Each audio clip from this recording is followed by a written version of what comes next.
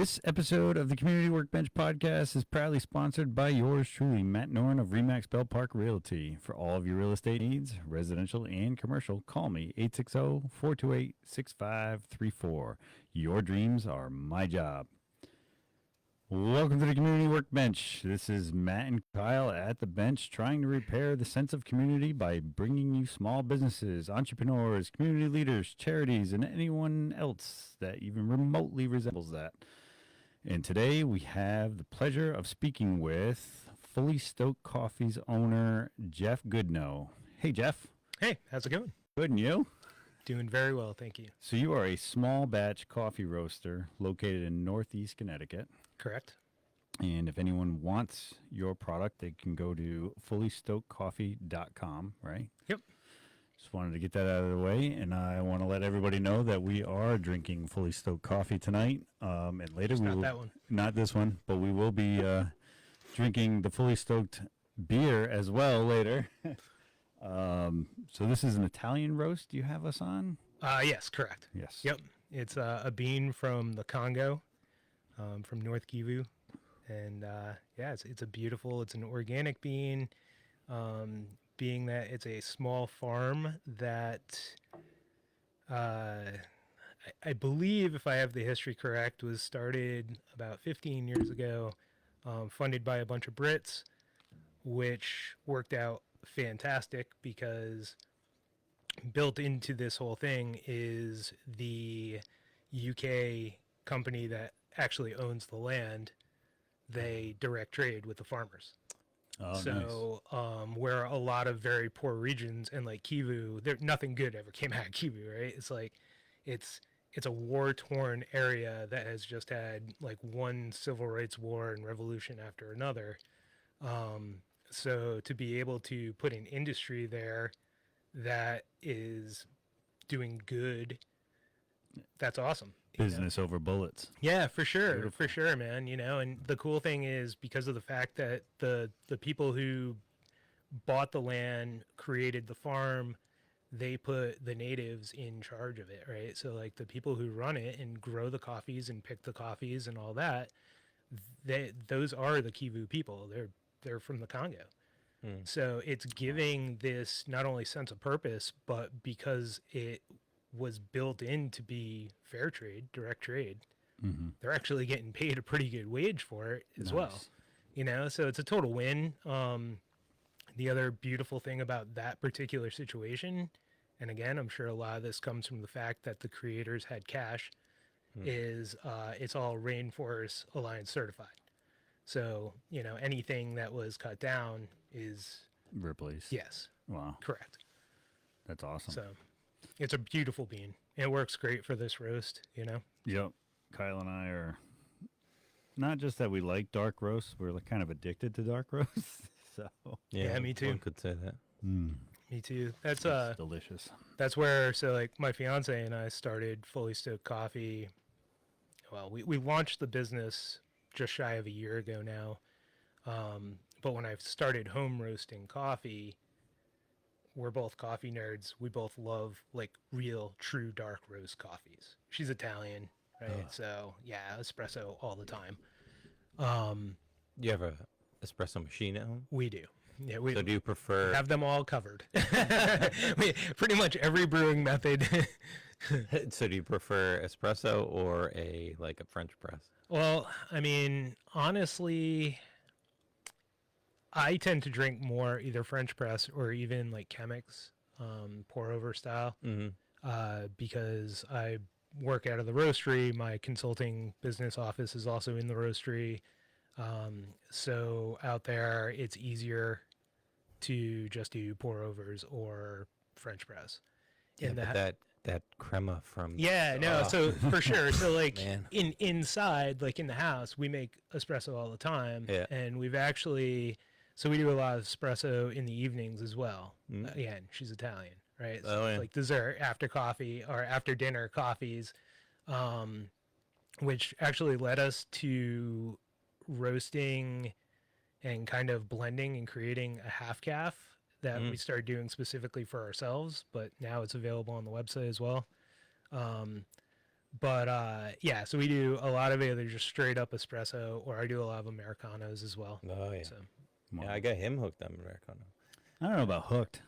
Well, you've ordered it at I'm places instead of sort of what they have. overall, I'm probably a cold brew guy, first and foremost, and then from there, second place kind of spreads pretty wide. I've had like 2 pour overs in my entire life, so not a lot of pour over. I've had 1 espresso on my birthday. Thank you, Kyle. You're welcome. But yeah, then the all the other stuff, drip coffee, and like to me, it can go by mood. Sometimes I'm in the mood for flavored, sweet, Yeah. whatever, macchiato, latte, whatever. Sure. And then there's times like this where I just love a good black coffee. yeah, yep, And this we did with the French press, which to me brings out way more flavor than I concur. the only thing with hot brewed coffee, to me, there's always that little bit of acidity tone to it, and that the cold brew doesn't have that for me, and Yeah. that's probably what puts it ahead. Temperature is huge, right? And I mean, even like with your French press and stuff, or pour overs or anything, like you should never breach 200 degrees on your Okay. water. It starts to bring out some of the tannins in it, and it will make it a bit more acrid, a bit more bitter, and the acidity levels come up. Mm-hmm. So yeah, Gotcha. stay under 200. Yeah, well, I boiled this water. Yeah, there you go. And it was just starting to whistle when we turned it off, so it So wasn't. it's at least 220. Do I better. I can taste it. Do better, Matt. Yeah. Sorry. Man, it's like he knows you. Community Workbench podcast. Do better, Matt. So I should probably ask this question right out the gate too. Sure. Is this a can I swear on this? We're usually PG-13 or cleaner. Okay. One goal of mine was to have it a family show, especially if you have a young entrepreneur kid or whatever that would want Yeah. to see how a business is run or Gotcha. whatever. Perfect. My thing, especially like 7th, 8th grader wanting to go into like Ellis Tech, public school, whatever it is. That's awesome. I kind of want to see that. What's the day in the life like for the people we bring on here, and I wouldn't want to discourage that by Yeah, me corrupting it. throwing a swear out there, whatever. That's the last time that guy's on here. But no, and that wouldn't be like that either. But the other thing is editing is a nightmare. Sure. So we don't want to have to go beep out stuff. Gotcha. I'll try to be very conscious about it, because I can tend to Yeah, we all can. drop It a happens. word here and there. Yeah. So Okay. we have put out a couple of viewer discretion is advised type of episodes as well, but we are live on Facebook. So Right on. Well, So, perfect. Usually I start out with the origin story, but I know you have a very complex career with beer and coffee. Yeah. And I love that's just art form career based all the way, that's kind of cool. Yeah. So why don't you start out with like your education and kind of move up from there at least, or Sure. wherever you thought your story with beer and coffee began. Okay. All right. Well, right now, as things sit in my life, I would say that, Fully Stoked Coffee is our business. Mm-hmm. Beer is my career, right? Yep. I've been in the commercial brewing industry for almost 20 years. Started in 2006. Prior to that, I started homebrewing in 97. So, I mean, that kind of gives you a little perspective, I guess. That was home brewing before home brewing was cool. it was like the first, the first craft beer. Well, I guess craft beer really late 80s, early 90s. But by the mid 90s, home brewing was a big thing. There were homebrew shops all over the place, and it was awesome. You could just, there was actually one in Putnam. The guy who ran it was amazing. You could go in there and buy all the materials, and he'd kind of coach you through and give you this terribly handwritten sheet of paper that kind of told you how to make beer, and and it was awesome. I had a group of friends that we were all home brewers, and yeah, it was great. Wow.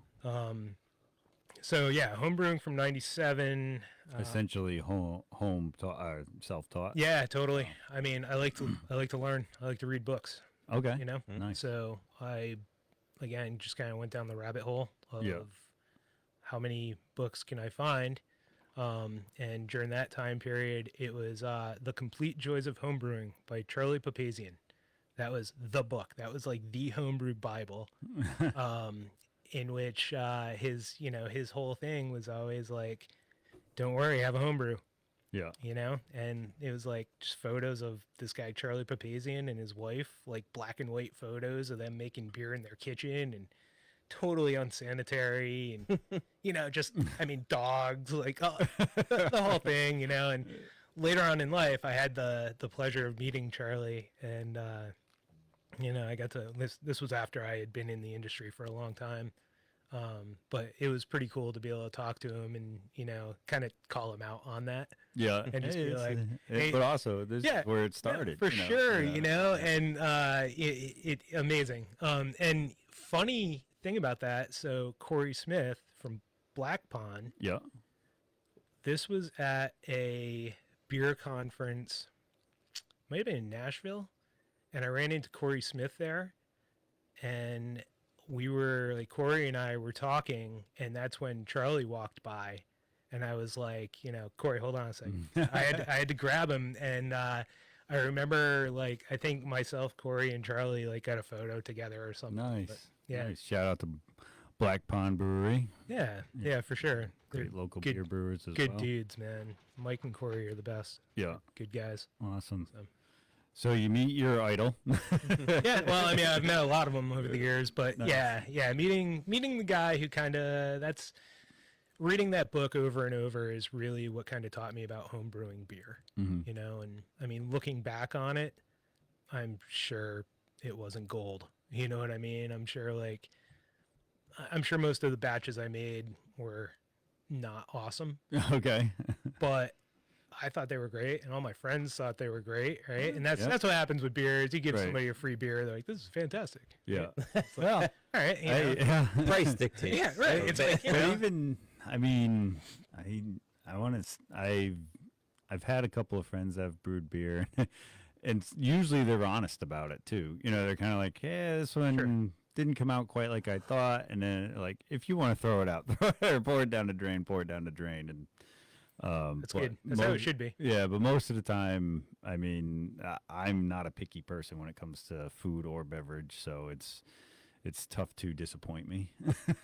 So, But even with that, if your homebrew friend put a beer on the counter and said, "Give me $7," you might be a little more discerning about that. maybe. You know what I mean? Yeah. So, and I honestly, I think, I mean, there's a lot that happened in the brewing industry over the past decade or 15 years, but, it might have been better if there was like a test that some homebrewers had to go through before they were, cut a check to open a brewery. Because they're, again, right? It's like some of them are amazing, but not all of them. So, I guess that's Yeah. why I have a job, though. So. Right? Yeah, they have to go Maybe through I you. shouldn't say anything too bad about it. On second thought, if you're a terrible home brewer, Yeah. So open a brewery. just so people know, goodnosbeer.com is Jeff's career beer consulting company, right? Yeah, yep. So basically, for that, you go around to different breweries, Yeah, and everything. do you kind of decide like, oh, this is a certain flavor, or is it different, or you just do more consulting on the process, what equipment to buy? Is it like an overall thing? I mean, I've done it all at this point. Yeah. I've built 4 breweries from the ground up, Wow. like full builds. I think I was just looking recently. Started the company in 2017, and I think I've worked with 29 breweries, Wow. like legit client breweries to date. Again, 4 full builds, a bunch of like just helping them get across the finish line, and then a ton of QC stuff. Yeah. Sorry. No problem. And so, did you own any of the breweries yourself? I Is that have. with the 4 full? Yeah, no, where you I own have. them and then sold them kind of thing. So no, not all of them. One, build number 3. So I guess to give you go back a little bit more to fill the gap between consulting and home brewing. In 2006, I started brewing out in Western New York. Oh wow. I brewed at so in the brewery world, everything's measured in barrels. Right, a barrel is 31 gallons. So I brewed at a 10-barrel brewery in Western New York. Wow. Moved, got homesick-ish, I guess. Moved to Vermont, which wasn't home. Close. Right direction. So moved up to Vermont, brewed at the original Trout River Brewery in Lyndonville, Vermont, which was a iconic, awesome brew pub back in the day. Long gone. The brand had been sold, so there was a Trout River floating around for a while, but not like the old Lyndonville one. Awesome. By chance, was that anywhere near Vermont Frames? Possibly it was Post and Beam Frame maybe. Framing Company? I think I went to that bar. Right on Main Street in Lyndonville, not far from Burke Mountain. And they have growlers for the Mug Club hanging all around. Yeah, Yeah. all over the ceiling. Yeah. Yeah. Yeah, I'm pretty sure I was there. Shocker. Kind of a bar you've been to in Vermont. Come on, that's kind of random. Believe it or not, it was actually kind of our honeymoon weekend. Okay. So for my wife and I, Well, if that was around the 2008, 2009 time frame, I would have been making beer there. Oh wow, when did we make that? When did we get there? 2000. We got married in 2009. You probably don't want 15 years. This September made 15 that would be years. 09. Exactly. So 09, yeah. Yeah, we got married in 09. Okay. So, yeah. So like October of 09, we were up there. That's pretty wild. I was definitely there during that time period. That's awesome. Yeah. And I had some of your beers, so it was good. You did indeed. That was an incredible place to work. Again, just iconic. The owner of Trout River was a guy named Dan Gates, and Dan had right around the time period that I started working for him, he was going through a divorce. Originally, it was he and his what was soon to be ex-wife that had started the business. She did the business side. He was the brewer. Okay. She didn't want any part of the business, so it all landed in his lap. Dan was an incredible brewer, great dude, terrible businessman. Okay. So I find that to be most people, it doesn't matter what business, struggle to do both sides. Sure. Right? Yeah. And I mean, It's a their brains just, right. they don't jive like that. There's always been a pretty good divide between the product man and the businessman. Yep. And it's tough to be both. Yeah, for sure. It really is. And I mean, I know that now. I know that very, very well in my real life, right? In my current life, because like with Fully Stoked Coffee, I tend to do the roasting, packaging, manufacturing side of it. But my fiance, Ryan, she does, all the business. She takes care of all the taxes. She takes care of everything on that side of it. And I mean, honestly, I don't think there's no way I could do both. How'd you get her to do the worst part? She's a finance. Depends on Oh my gosh, it's like your wife. depends on who you are. She just loves numbers. She spent the last 18 years in finance working for Pratt and Whitney, so she's that's her. Yeah. She nerds out on that stuff. Yeah. Depends on. You should know that, Mr. I know. In what do they call you? Extrovert? No, you're introvert. That's Yeah. introvert. Not sure how you Introvert do that. people will get into different careers of. Oh yeah, lock me in a room. I don't need to talk to anybody and code. Yeah. in code, and he's busting on someone about business. No. It's curiosity, not judgment. 01 00 Curious, 01. not judgmental. Come on. I'm not being judgmental. I feel it. No, I'm just saying it's funny that you're busting on a business person when you're the one that could be locked in a dark room with a couple of bright screens. I'm running this show, buddy. That's weird. Matt seemed to drop out. This camera's not working. I don't know what's going on. That was Mike. We can't hear you, man. Yeah. So Anyway. now that we've painted that picture very clearly, Dan was that dude, right? Dan, awesome guy, taught me a lot, great to work with, until, hey Dan, aren't we supposed to get paid? Oh no. Oh, I forgot to do payroll. Ooh. Well, I'll get it to you next week. All right.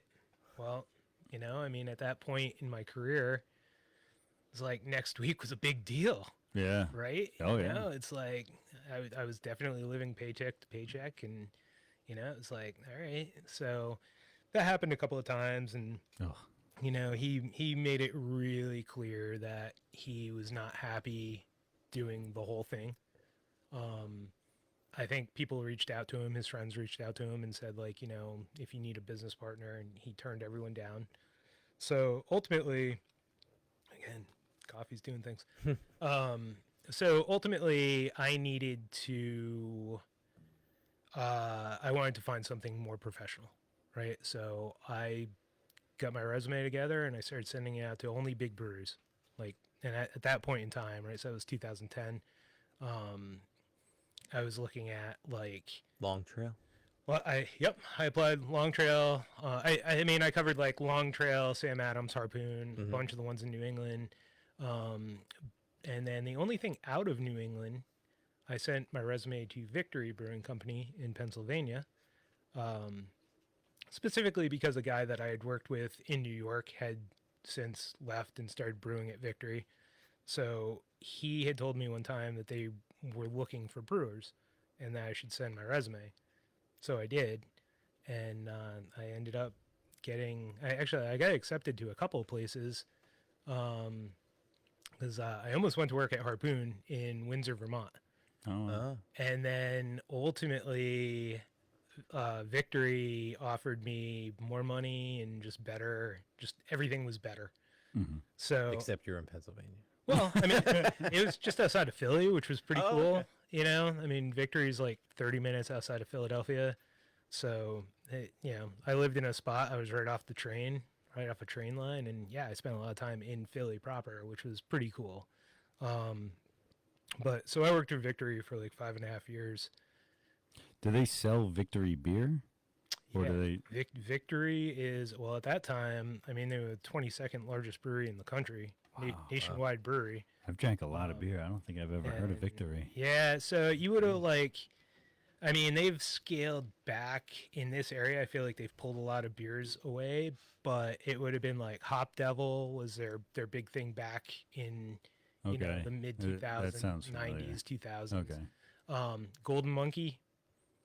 If I don't think you've I've heard ever that one. drank a Belgian triple and woke up in jail the next morning, probably the Monkey.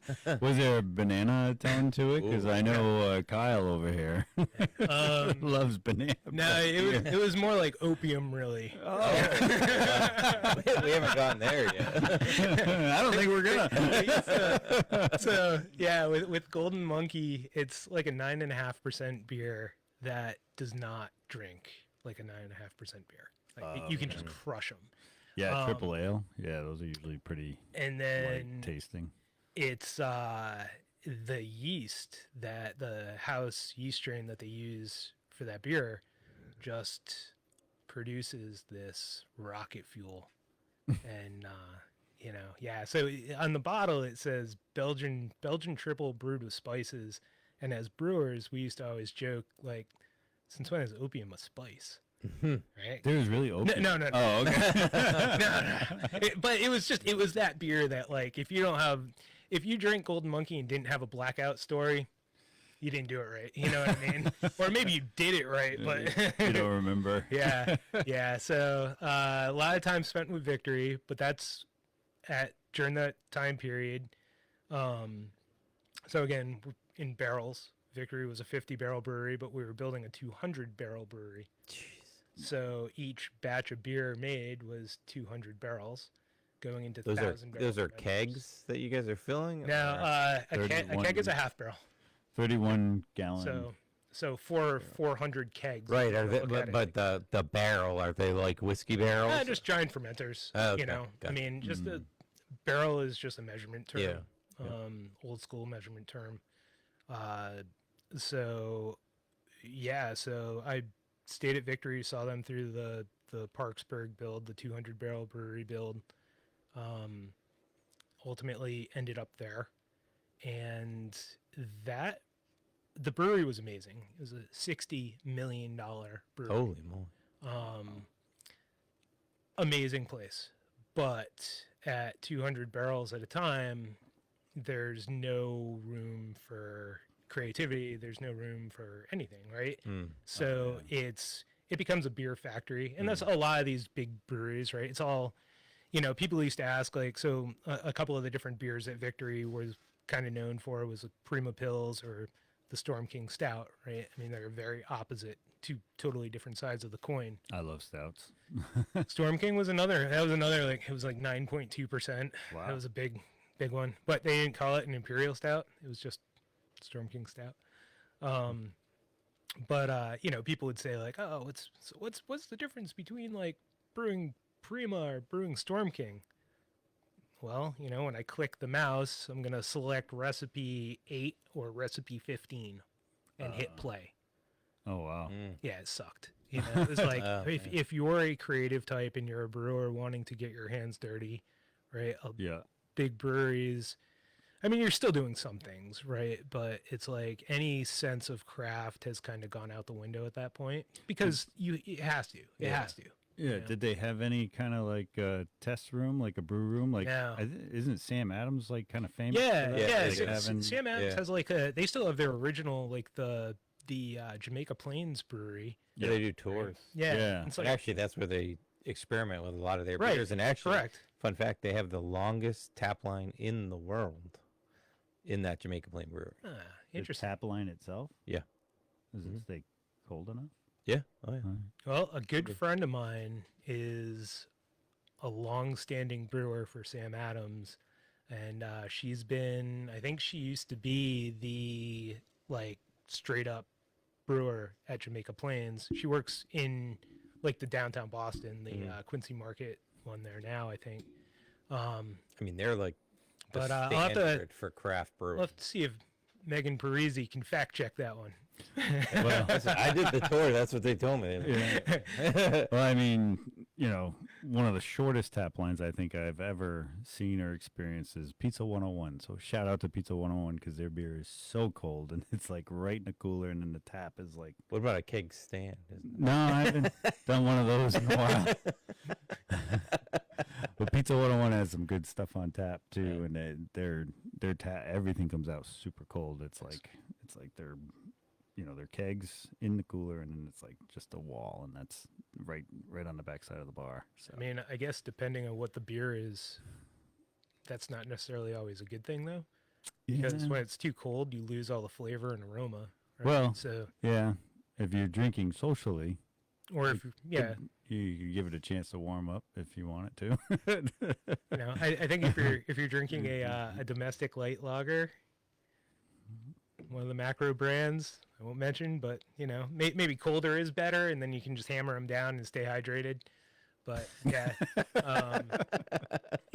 when like with craft beer, if you're looking for anything, like you want that flavor, you want that aroma, especially IPAs, anything hoppy and aromatic. Yeah. As it warms up, it's going to be a lot more aromatic for sure. Yeah, I'll agree with that, especially with stouts too. Yes. I want Yeah. Exactly. Crazy right. cold, I guess. Right. For sure. For sure. Cold Yep. So, beer. That's just always a thing. no, I mean, Cold, light, and domestic. Yeah, I mean, the silver bullet. I mean, Right. it's like a train in the snow. dude, the mountains are coldest tasting beer on the planet. What's cold taste like? They have an indicator on the can. Dude, somebody got paid cold millions to anymore. come up with that slogan. Marketing is it's Right. just so unique. Yeah, it's crazy. Yeah, we are pinky toeing it into the marketing world with podcasting for small businesses. You guys are doing a better job than some of those breweries. Yeah. So anyway, I again, one of the great things that came out of working at Victory was it being that it was such a big place. There was a full lab, Yeah. right, with biochemists that like full on real nerds. Wow. And all during that time period anyway, all the brewers had to work directly with the lab techs. So I went in there with no real science knowledge at all, but like you had to learn, and you had to learn it quick, Yeah. right? It was like it was your job. It was expected of you to know the science behind, fermentation, all of it. Yeah. So, 5 years later, it was like, all right, well, now I have a pretty solid understanding of yeast health and, viability and where all flavors come from, and the the microbiological side of it. So Yeah. looking for like different types of bacterias Wow. and infections. I mean, this was also pre sour beer, right? So like, I mean, sour beers existed in foreign countries, but Yeah. for us, like it wasn't really a thing in America yet. How do you? Sorry, but how do you get a sour beer? What do you put in it to get that sourness? Well, the real way is like bacterial yeast strains, right? So Sounds lactobacillus, fantastic. well, lactobacillus or pediococcus are wild yeast strains. They're everywhere, right? They're all over all of us right now, right? It's like, so what you do is you basically get a culture of one of those yeast strains and propagate it up, and So is there places that you buy that from? you can buy it now for sure. Oh wow. Or is it something They you just can make? run their finger along it. Yeah. Well, I mean, so there again, right? And that was a really, that's why big breweries have labs, is because you don't want that stuff, Oh. right? Like to do a swab and to like check the product, you're checking to make sure that it doesn't test positive for any of these bacterial wild yeast strains. So today, I mean, sour beer is a thing, right? So like to go back to one of the beers that Victory did with Golden Monkey, today Victory has a beer called Sour Monkey that is a huge seller Yeah. for them. I bet. I was there during when the first batch of that happened, and I will tell you that it was a total mistake, and it almost All right. all got thrown away. So we did a beer. Hang on, a mistake in what way? Like nobody liked it, or It was You it shouldn't wasn't have- supposed to be sour. It got infected. So does it make you sick if you're drinking it? Or no, because everything is under a zero oxygen environment, okay, right? So you might be on the toilet for a while, but you won't with die any beer. See, I just did good because I almost said like you might get the craps, right? It's okay. That's We used to call it the PG-13. Bud Mud. The Browns, I've also heard recently. The Bud Mud. Yeah, it's all. I mean, that couldn't have been better sound effect from the flushing of the toilet. So we are in a basement. There are those sounds. That's awesome. I honestly thought Kyle did that. I don't know if they can hear it. Dude, I that don't know if was they hear it on that. timing. Amazing. I am that good. Yeah, so what ended up happening with that was, I think it was like maybe 2011-ish. I don't know, somewhere. Maybe 2012. We made a beer. So we took Golden Monkey and we got a bunch of Chardonnay barrels, and the idea was to make a beer called White Monkey. So it was barrel aged Chardonnay, barrel aged Golden Monkey. Well, half the barrels tested positive for lacto, and the lab techs freaked out, as they should have. But at that time, Victory was owned by two gentlemen. One of the owners had the foresight to say, well, let's take half the batch and fill the barrels anyway. and we'll just put them in the warehouse and forget about them and see what happens, right? They might be great, they might be terrible. It's whatever. So how many gallons of beer would that be? That was a 50-barrel brewery, so I don't know, a lot. Can we go with a lot? Somewhere under 50. They're gonna Yeah. make a lot or lose a lot. Yeah, it was a lot. So against the lab tech's better judgment, they filled, I should say, like they had the brewers fill these barrels, and we just stored them in a warehouse. And I think it was like 3 or 6 months later or something, tested the beer, and it was awesome. It was the first generation of what Sour Monkey is today, right? With total wild bacteria. Mm-hmm. All the sourness, all that bacteria came from in the barrels. It ended up being such a big seller for them. And again, this is, 2012.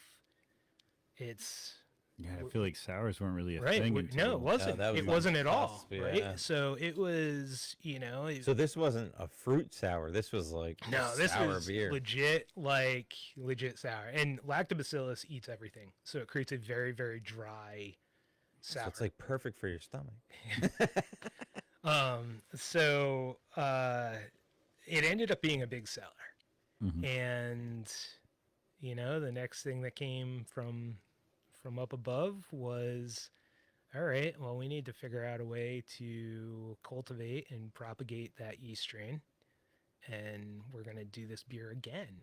But Yeah. this time around, we're going to do it under the supervision of the lab techs, and we're going to try to purposely make a batch of Golden Monkey sour.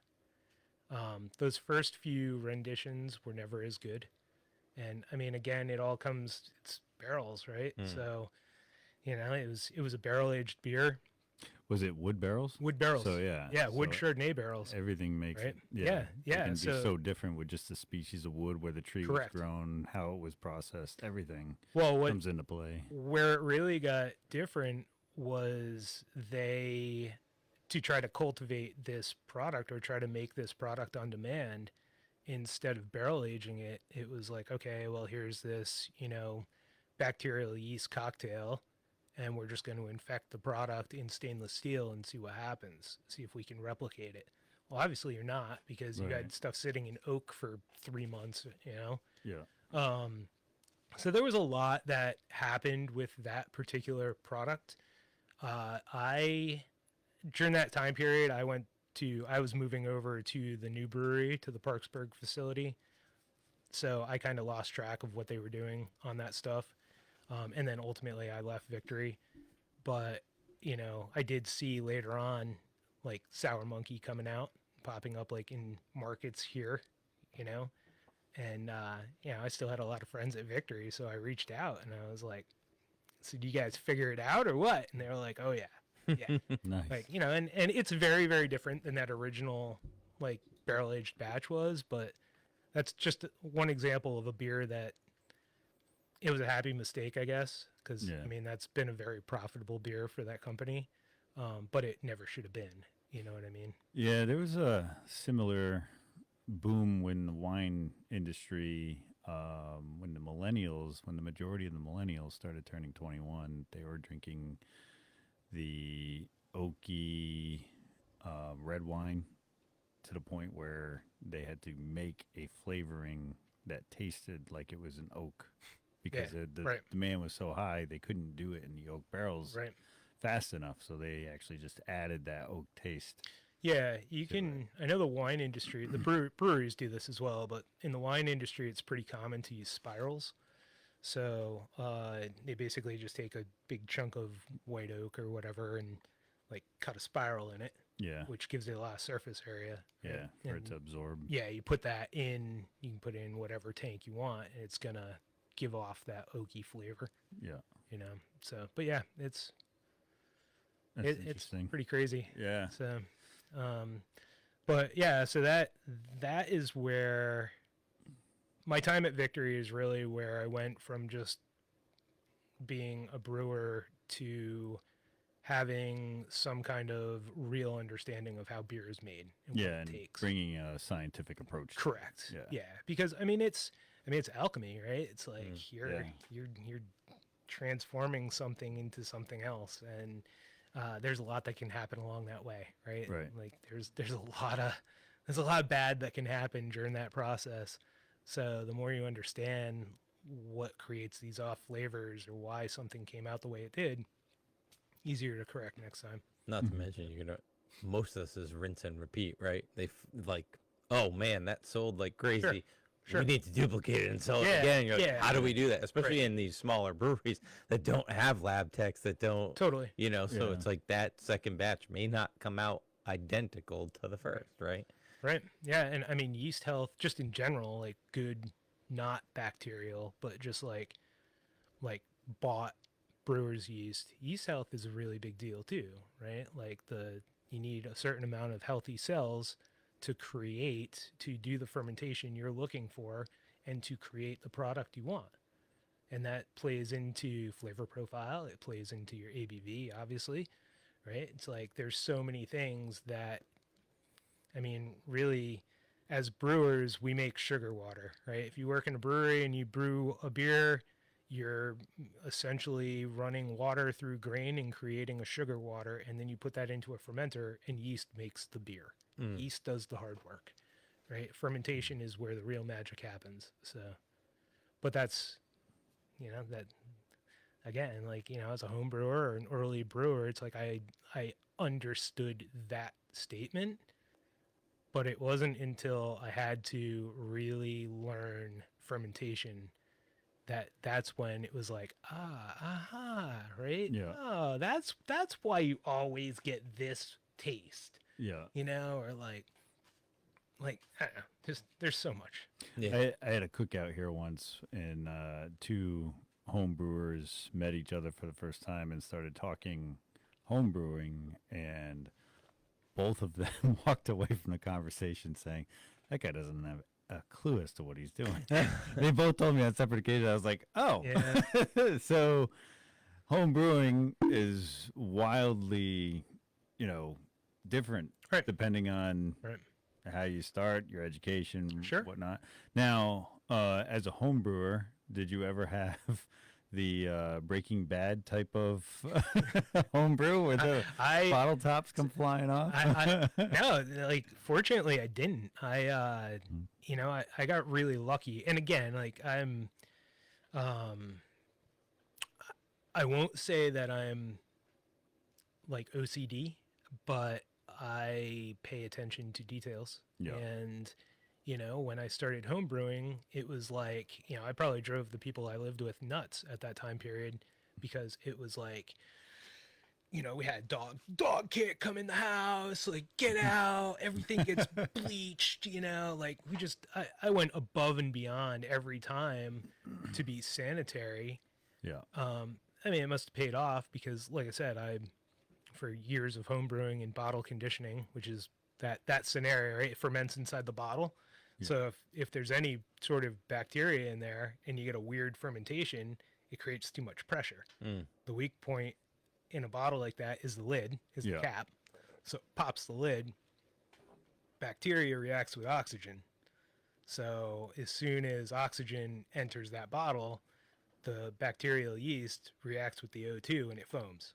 Okay. So that's why you see like beers, shooting. Like the Mentos and Yeah. Coke effect. Yeah, exactly. Huh. Right. I think Corey was talking about that. Yeah, that 'cause- he had it happen at Black Pond once. Yeah. Well- it happens, man. And No, I got very fortunate. He was sent one of the virals of Oh, a right, guy right, that was yeah. brewing somewhere, and the door blew open and blew the guy back from the big brewing Yeah, barrel anyway. or machine or whatever it was, and Sure. yeah, he showed us the video afterwards. Yeah. But that wasn't at Black Pond. It was like That's he's like 15 people sent me this video when it went viral. that's a different scenario. That is so in fermenters. Any tank in the commercial brewing industry, you have what's called a manway, right? And manway, that is your weakest point in that tank.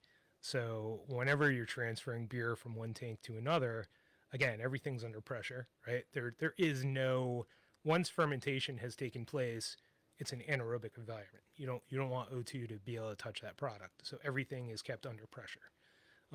If you're transferring out of a tank, you want to be putting something into that tank, right? CO2 is the something, Yeah. right? And if you are going into a vessel, that vessel needs to be vented because eventually pressure is going to build, right? So more times than not, disaster happens where the tank implodes, not blows out. Mm. Oh wow. Because a lot of times, like pumps, depending on how big your pump is, like pumps really, they'll tend to cavitate. They slow, if too much pressure builds on one end, right? There's too much resistance. Yeah. So you're going to know, like the pump's going to start making noise before something really catastrophic happens to the tank. But there's a lot of breweries that have transferred out of a tank and didn't put CO2 into it, and it creates a vacuum and literally just crushes, right? So all these tanks are jacketed. They all have a glycol jacket inside it. So what you see on the outside of the tank, that's not the true, like it's not That's like not there's what's touching. right. Yeah. Right. There's, 3 or 4 inches of glycol jacketing, and then there's the inside of the tank. Where that jacket is it's just spot welded. It's not very strong, right? So you create a big vacuum inside that tank, and it just, Mm. yeah, craziness. Wow. So all right. So you were at Victory for quite a while, and then what came after Victory? So then, deciding that I didn't want to stay and work in a giant brewery anymore, a good friend of mine named Todd Mott was in the process of opening a brewery in Kittery, Maine. So he was building it at the time, and he was looking for a brewer. Mm-hmm. I heard through mutual friends at Smutty Nose that Todd was looking for a brewer. So I reached out to Todd, sent him an email or text message or something, and started the conversation. Ultimately, I ended up taking some vacation time and driving from Pennsylvania up to Maine, helping Todd finish the build at Tributary Mm-hmm. while I was still working at Victory. Oh, okay. And then then it get to the point where it's like, okay, well, I'm leaving Victory. I can't do this anymore. So like, he and I met, had a real conversation. He hired me on as his head brewer. But as it always goes with construction or builds, right? Everything took longer than we thought. So I sat idle for, I don't know, maybe a month or so, and then ultimately moved up and ended up staying with Todd and his wife at their house for a little while when I first moved to Maine. Found an apartment in York, and worked with Todd for 2 years. Got to the point where, like, Tributary, Todd's an incredible brewer. He'll always be, he's the man, right? They call him like the Todd father of the brewing industry. Cool. If you're familiar with Harpoon IPA at all, he was the creator of Harpoon IPA. No way. He was one of the original Harpoon brewers.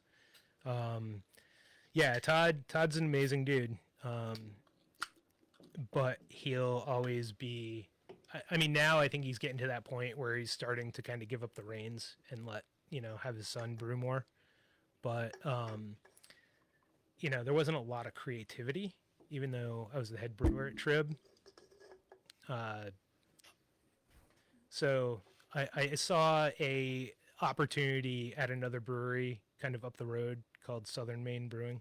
Okay. And at that time period, the owner there, Dave, was trying to expand and just needed some help. So I was able to get a job working with Dave as his director of operations, basically. Just kind of came in to kind of change things in his brewery.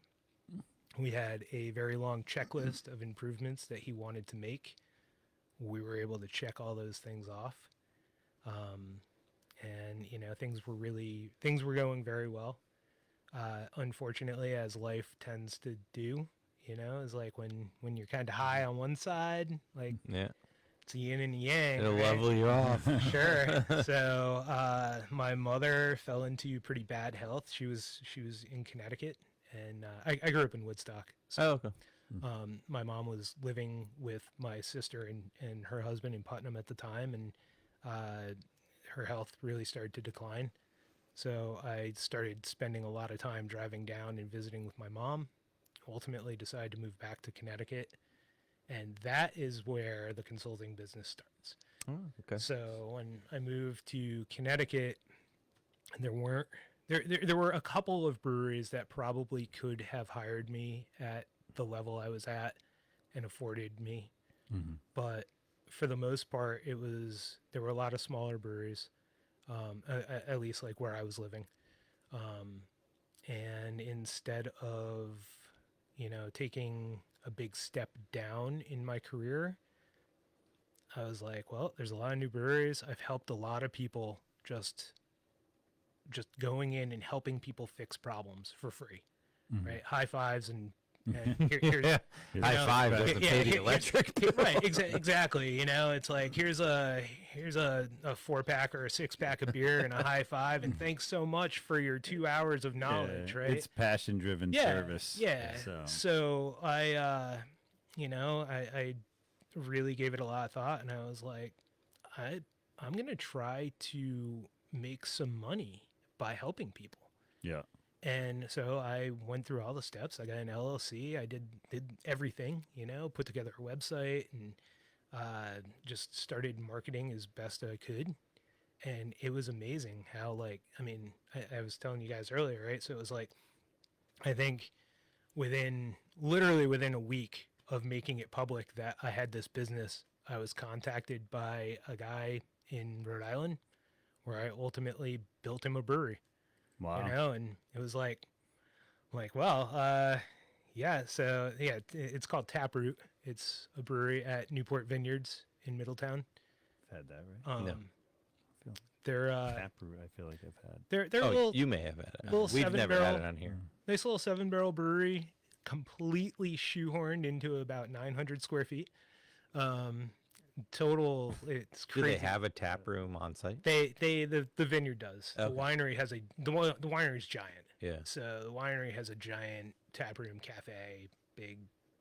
They just share the space, But yeah, it was kind of funny because I obviously I had the brewing knowledge. Mm-hmm. I've never built a brewery before. You know what I mean? Yeah, I don't know the first thing about, like, I know how to repair stuff. I don't know how to, like, source it and install it.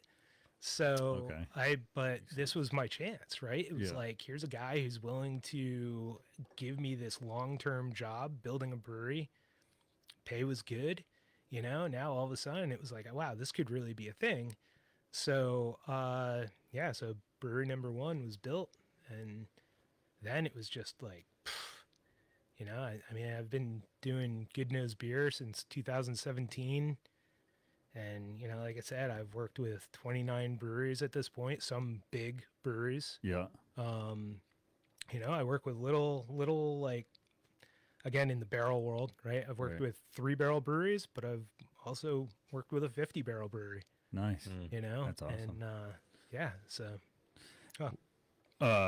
Cheers. Cheers. You want to talk about this beer? It is a Black Pond Brews fully stoked brown ale with coffee. Yeah, so it's not by Oh, that is coincidence that delicious. it says fully stoked and coffee. Yeah. So, yeah, so this particular beer, this one in particular, was made with this coffee, with these beans. How many bags? Well, they're not opening bags of that, but how many No. pounds of coffee does it take to do this?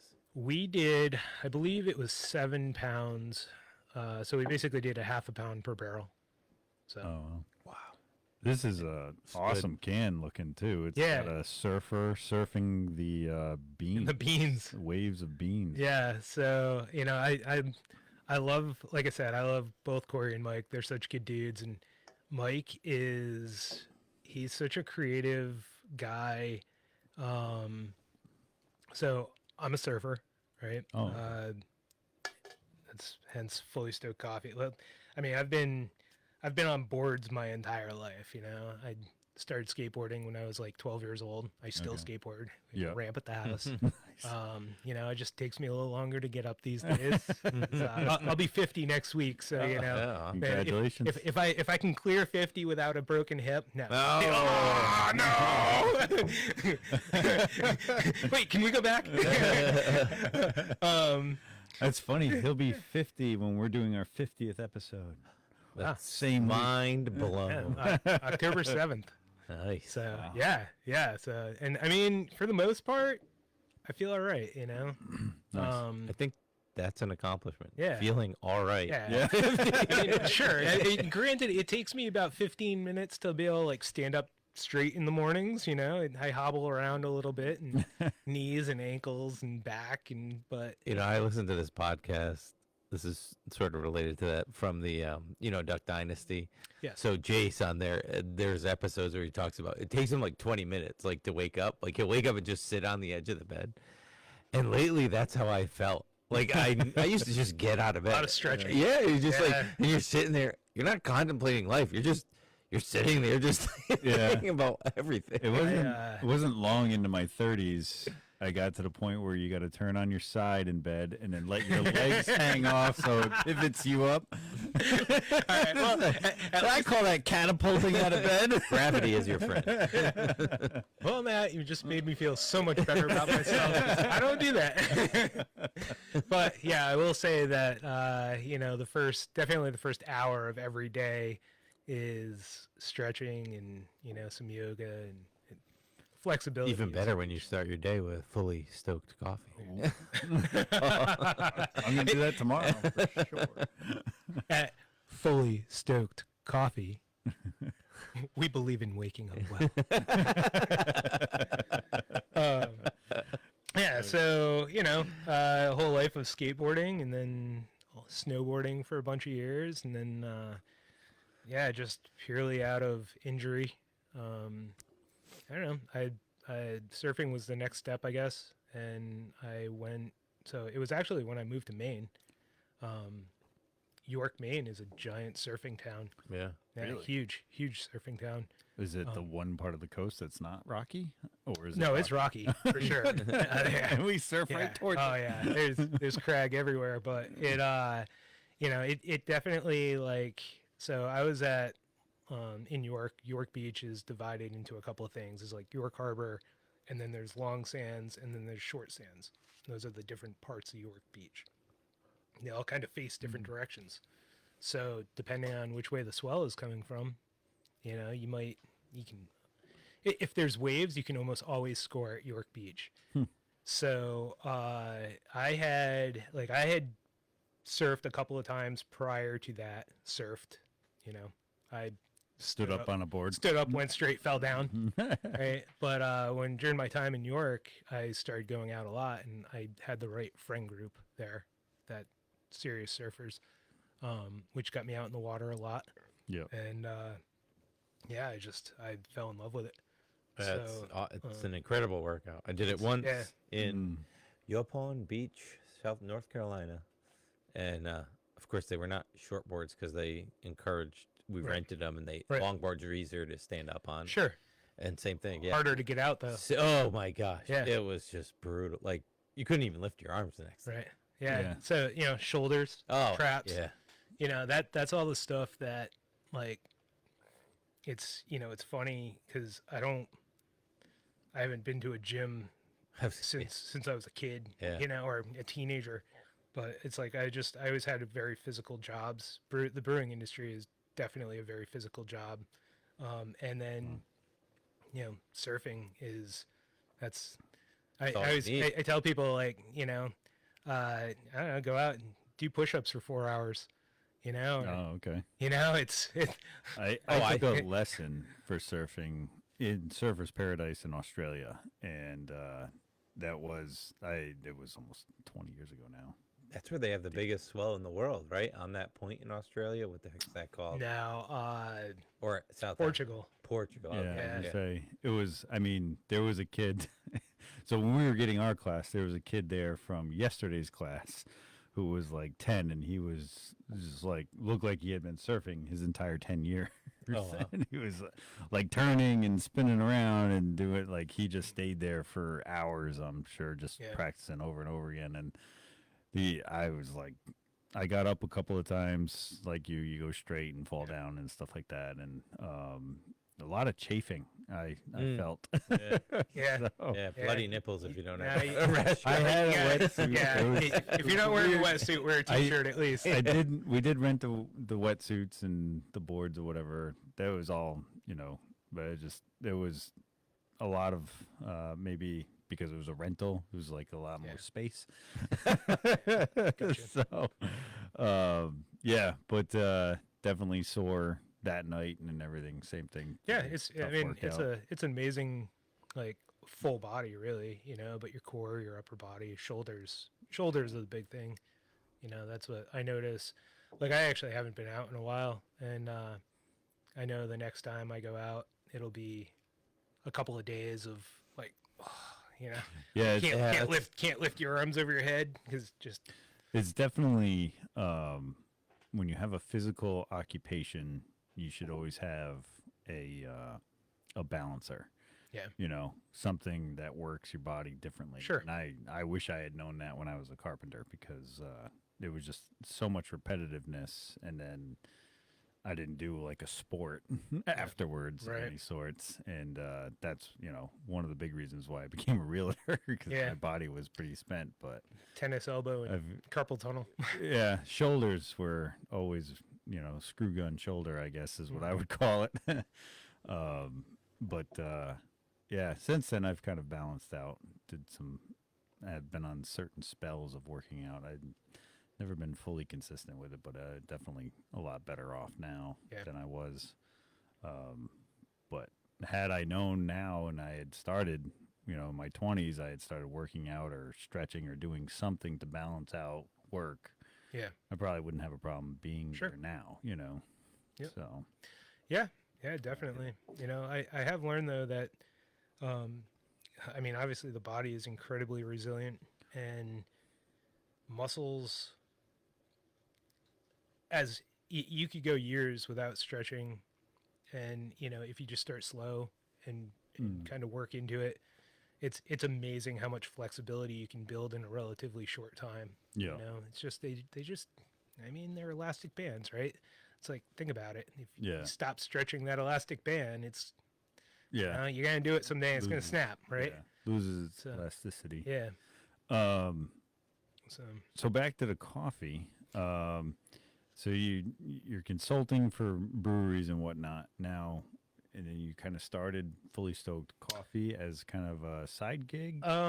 Well, another passion of it. So, like I said, sitting here today, I've built 4 breweries from the ground up. The coffee roasting story starts on brewery number 3. Through my consulting company, I met a gentleman in Rhode Island who approached me. He wanted me to help him build a brewery in Providence. And so we started talking and quickly realized that we had a lot in common as far as like what he wanted to build. I think every brewer at some point in their life dreams about having their own brewery. Yeah. Right.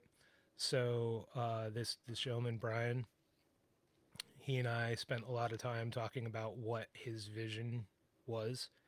And, I was down with what he wanted to build. So, I signed on with him as a consultant. And then when I met his investors, at one point during the conversation, I mentioned, I think they asked me if I had ever wanted a brewery of my own. I'm like, yeah, of course. What brewer doesn't? I'm like, I just don't have the funding for it, And one of his investors made the joke, well, that's funny because you have what we need and we have what you need. Maybe we should just join forces. Yeah. Ha ha ha, right? Sure. I get an email a couple days later, and it's basically like, hey, Ted and I were talking, and that comment that we made about maybe joining forces, would you ever consider that? And maybe we should have a conversation. So ultimately, I ended up becoming a partner in that. This was. Do you want to name it? Yeah, so this is Moniker Yep. Brewery in Providence. Moniker's still there. Like all the breweries I've built are still around, all doing very well, which is awesome. Nice. A lot of them have, kind of transformed and shifted from what they opened as to what they are today, but they're all doing well. So Moniker is no exception. They're killing it. But during that time period, now this was 2019, I believe. We found a building on West Fountain Street in Providence, old auto body garage, perfect for a brewery. Started doing the demo work, and then COVID happened. And it was basically Brian and I going to this brewery, and all of our contractors weren't there. But we were only at that point of just tearing everything out, right? And so obviously, at first we didn't think it was that big of a deal, but after months go by and no contractors, it started to become a big deal, right? Because there was a lot of money already invested in this. And, just a lot of, obviously COVID was a hard time for everyone, right? But we ultimately were able to build a 10-barrel brewery during COVID, and not only built it, but built it well. Nice. It was really top of the line equipment, just beautiful, and a lot of it we did ourselves. Wow. And given the increase in material prices. Oh, it was terrible.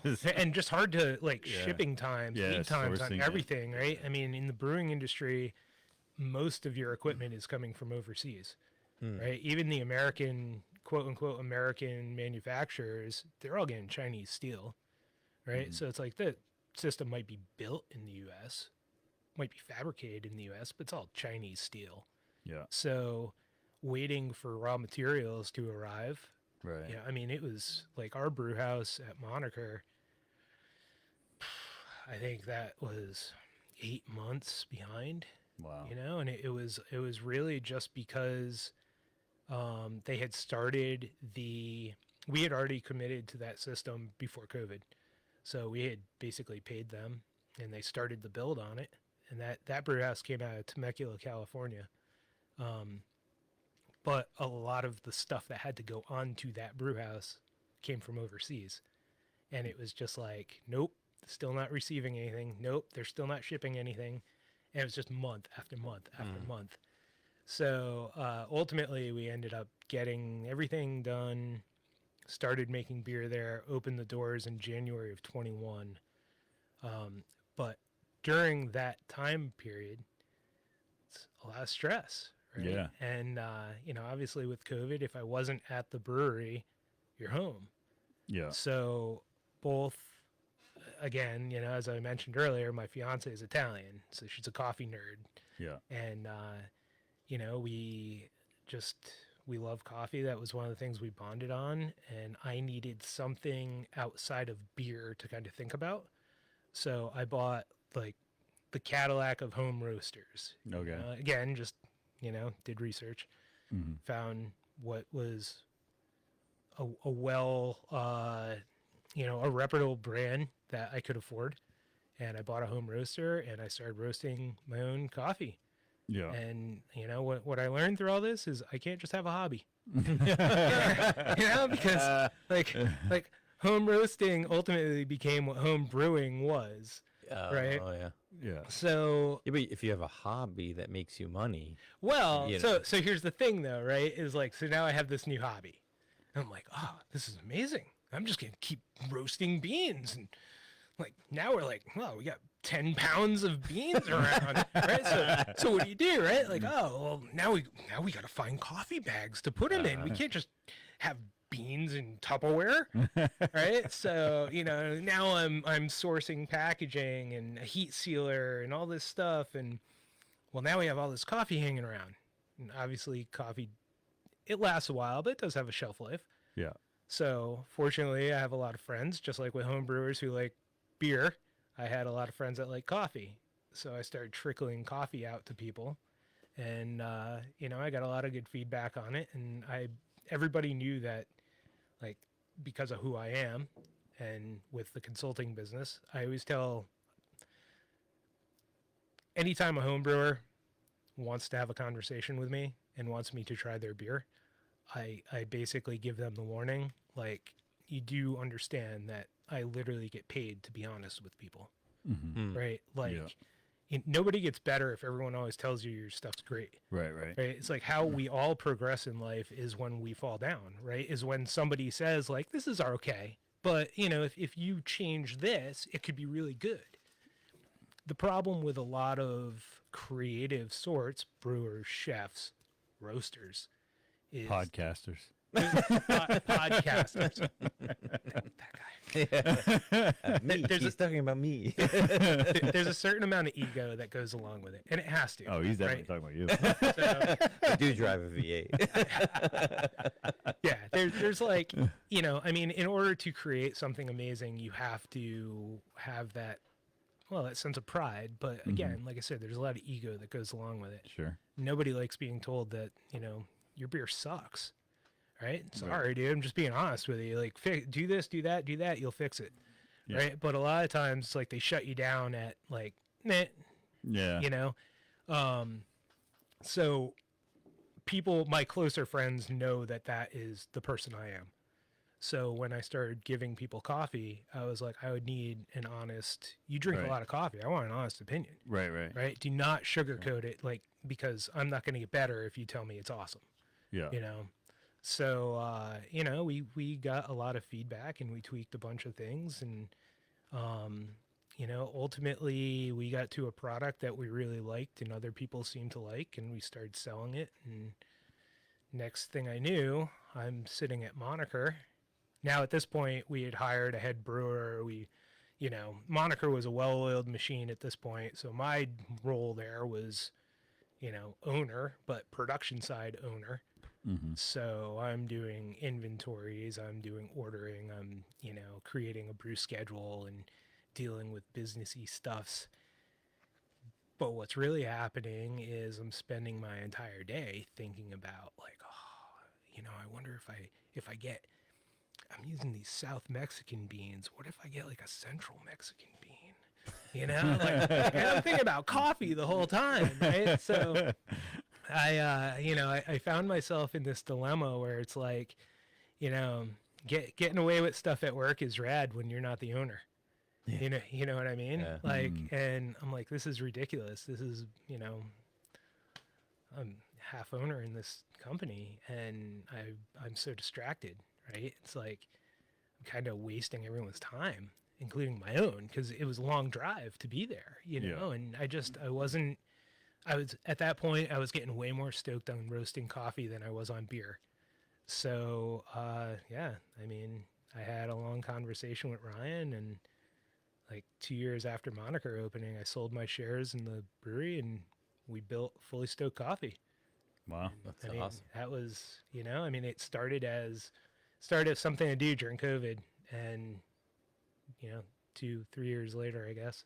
Yeah, but you think about how many hobbies or people that started in a garage, right? Sure. Amazon, Apple. Yeah.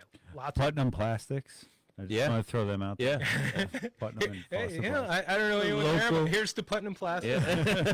Local guys. Yeah. It literally started in the garage. But it's crazy when you think, right? I mean, Yeah. they just, you start small, Yeah. and you just kind of slowly chip away. I mean, just like us, we started with very small, and then we're like, I guess we'll keep going. Right. I mean, if you're passionate and you enjoy what you're doing, it's easy, Right. right? And at the beginning, I would like to believe that most people that start businesses are both of those things, right? Like, they're passionate about it and they truly enjoy doing it. So you're not thinking about, like, monetary compensation or rewards or like, taking over the world. You're just doing something because it genuinely makes you happy. Right. And that is, I'm pretty fortunate in my life that I've had a lot of those things that have been able to pay my bills. Beer, I'm still genuinely stoked on beer. I mean, here we are, like This I said. is definite Yeah, so evidence of that. and it's wonderful that I've made all of these contacts and I have all these friends in the brewing industry because it allows me to still, like, Corey and I wrote this recipe together, right? Obviously, I provided the coffee for it, but I went in and brewed the beer with him, Right. right? That's cool. Same thing with Justin at Bare Hands in Putnam. Oh, you did one with that So too?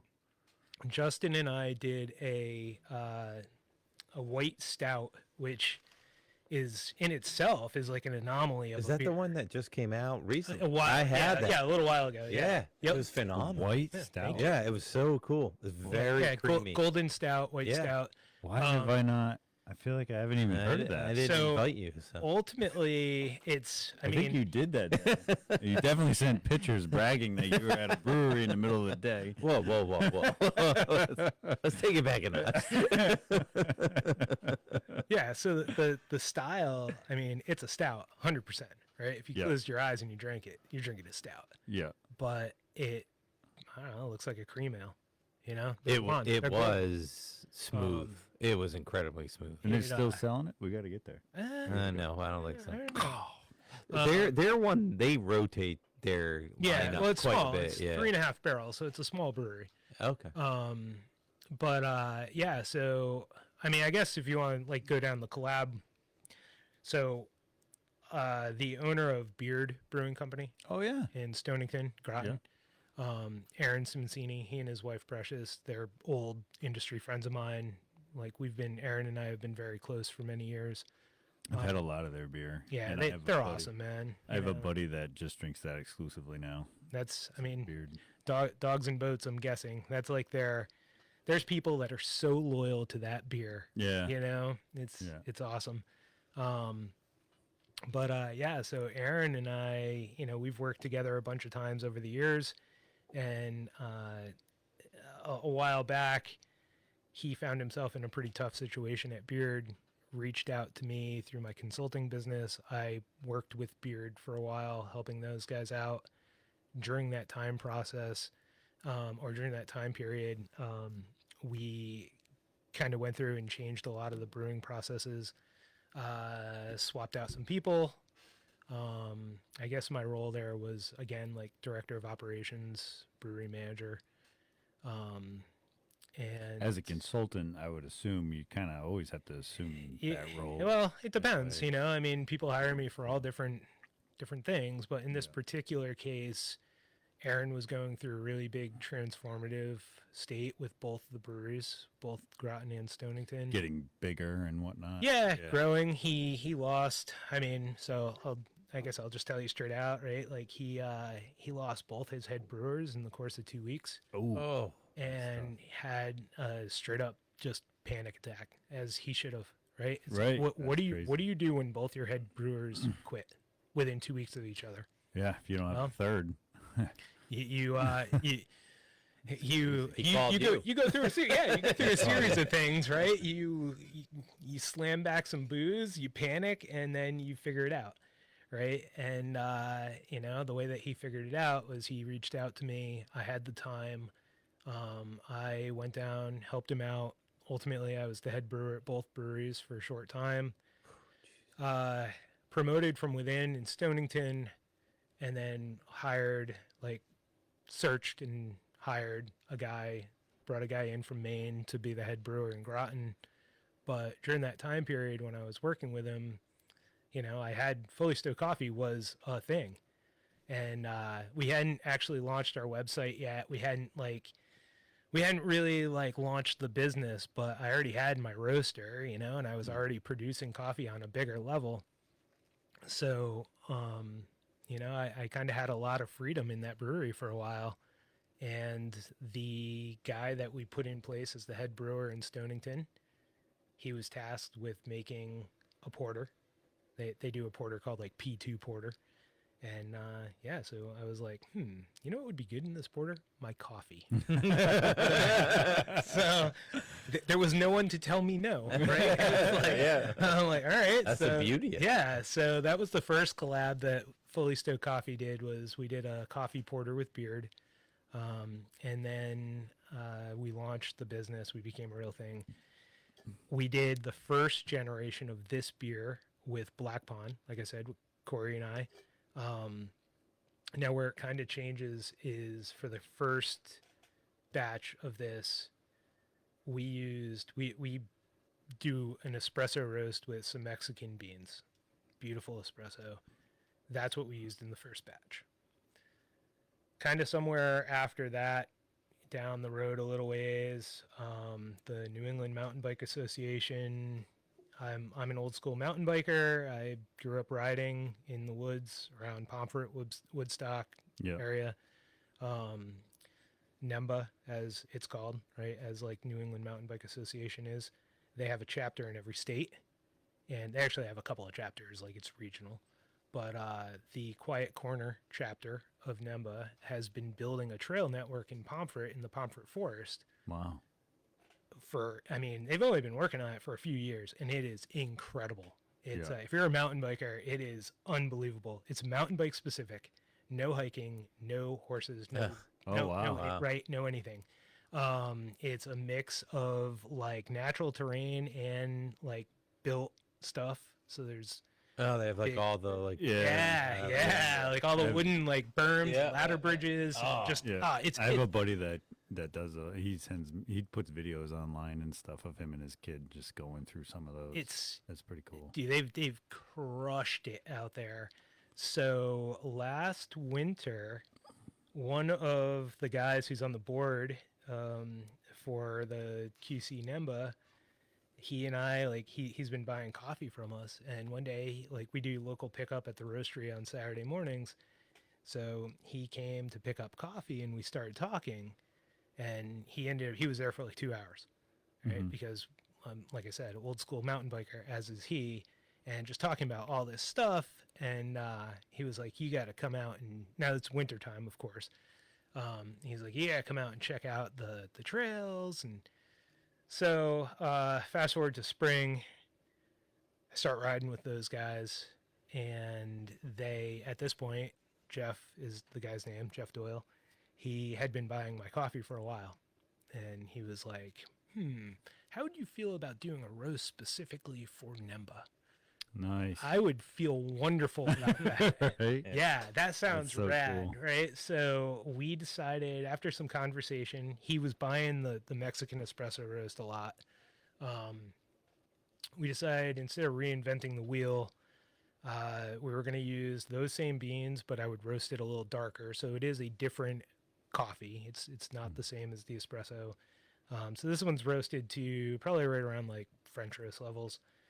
And just so people know, it goes espresso, French roast is darker, and then Italian. what we drank tonight was the Italian, even dark, and your bag is labeled darkest. Yeah, so we with all the Fully Stoked coffee stuff, when I started putting coffee out into different places, it became evident. So like this is a special stamp, right? I do all this stuff. We stamp all the bags.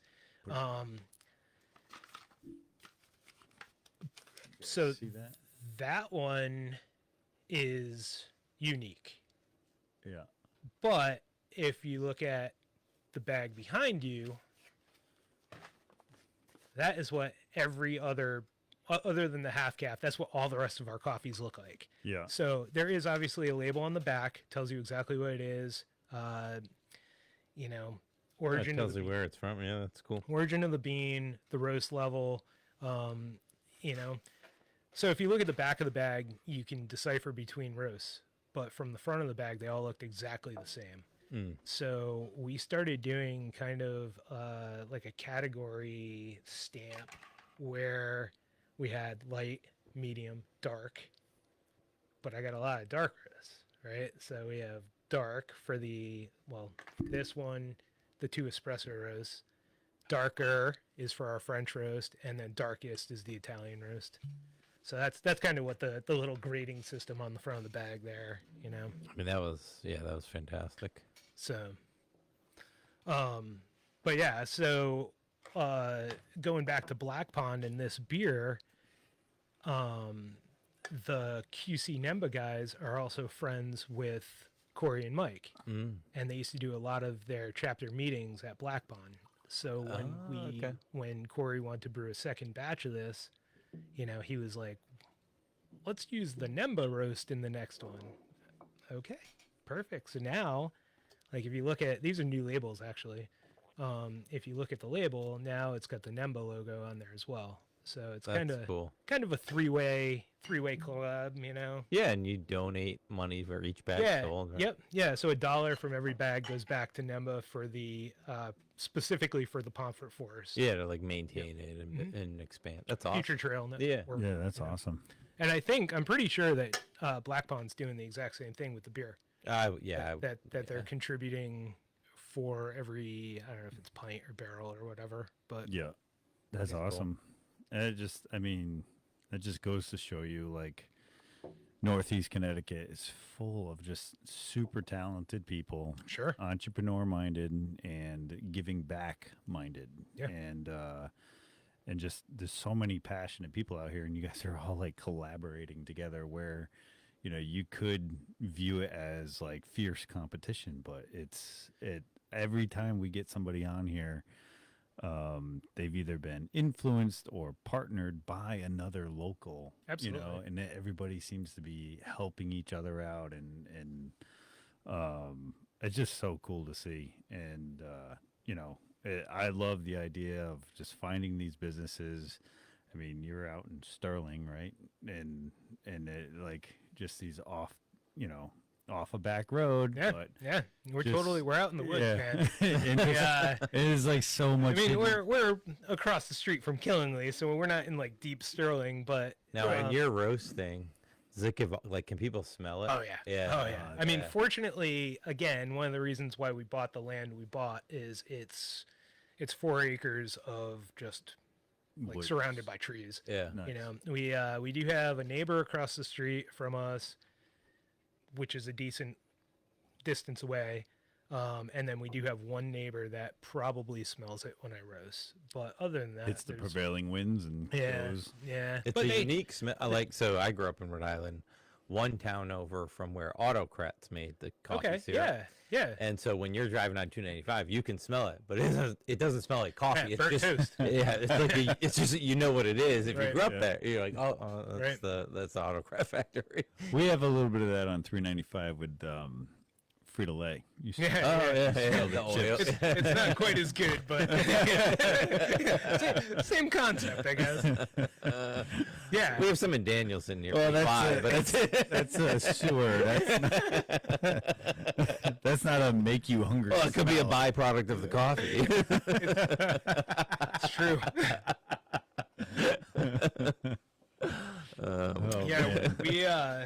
So like I said, we started. I got the commercial roaster up and running, I think in like September or October of last year. Launched the website and kind of like officially launched Fully Stoked Coffee in November. And then for Christmas, we went to the neighbors' houses and brought them a bunch of samples. Oh, that's cool. And that was how we kind of introduced ourselves, because we had only been there, like I said, we bought that place 2 years ago, you know, and everyone's pretty private, pretty quiet. Yeah. Right? Everyone has lots of land, and it's like they're there for a reason. So we, we were like, all right, well, at this point, we've been here for, whatever, year plus.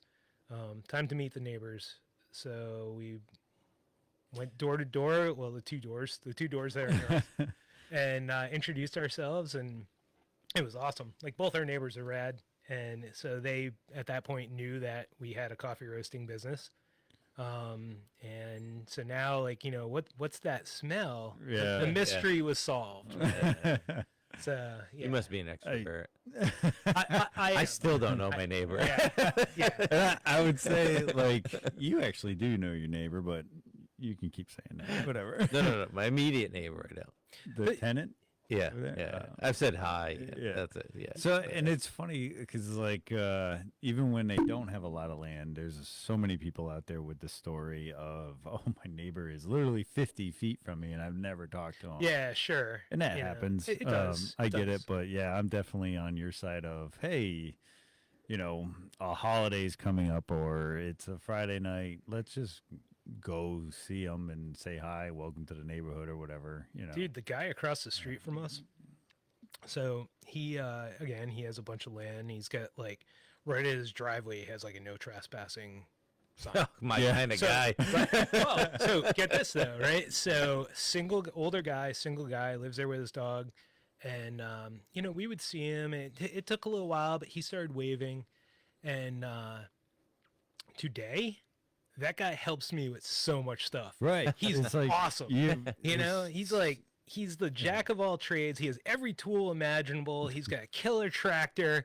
You know, it's like he brings the backhoe over. And Yeah, but see, the no I was going to trespass. go borrow stuff The from no guy. trespassing sign was like a filter for him, right? It's that was like 100%. right. He's That's like, it. I can filter out the people I just don't want anywhere around me. He told Ryan one time, yeah, don't be, no, just come over. You know, that sign's there for my family. I'm like, awesome.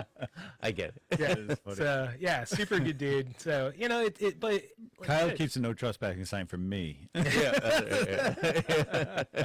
but we went over a year where we were just like, I don't know, man. Oh, that guy's Yeah. waving to us now, you know. And now I'm like, oh, Will's awesome. He's, Yeah, you it know, is- I can call on him for anything. So It is funny how surprising it can be. There's so many like best friend relationships to be had. Just right, you know, sure, bake a pie and go over there and say, hey, sure. you know, let's do this, you Yeah, know, I or, mean, or just let's hang out and see it's- if we like each other. Right.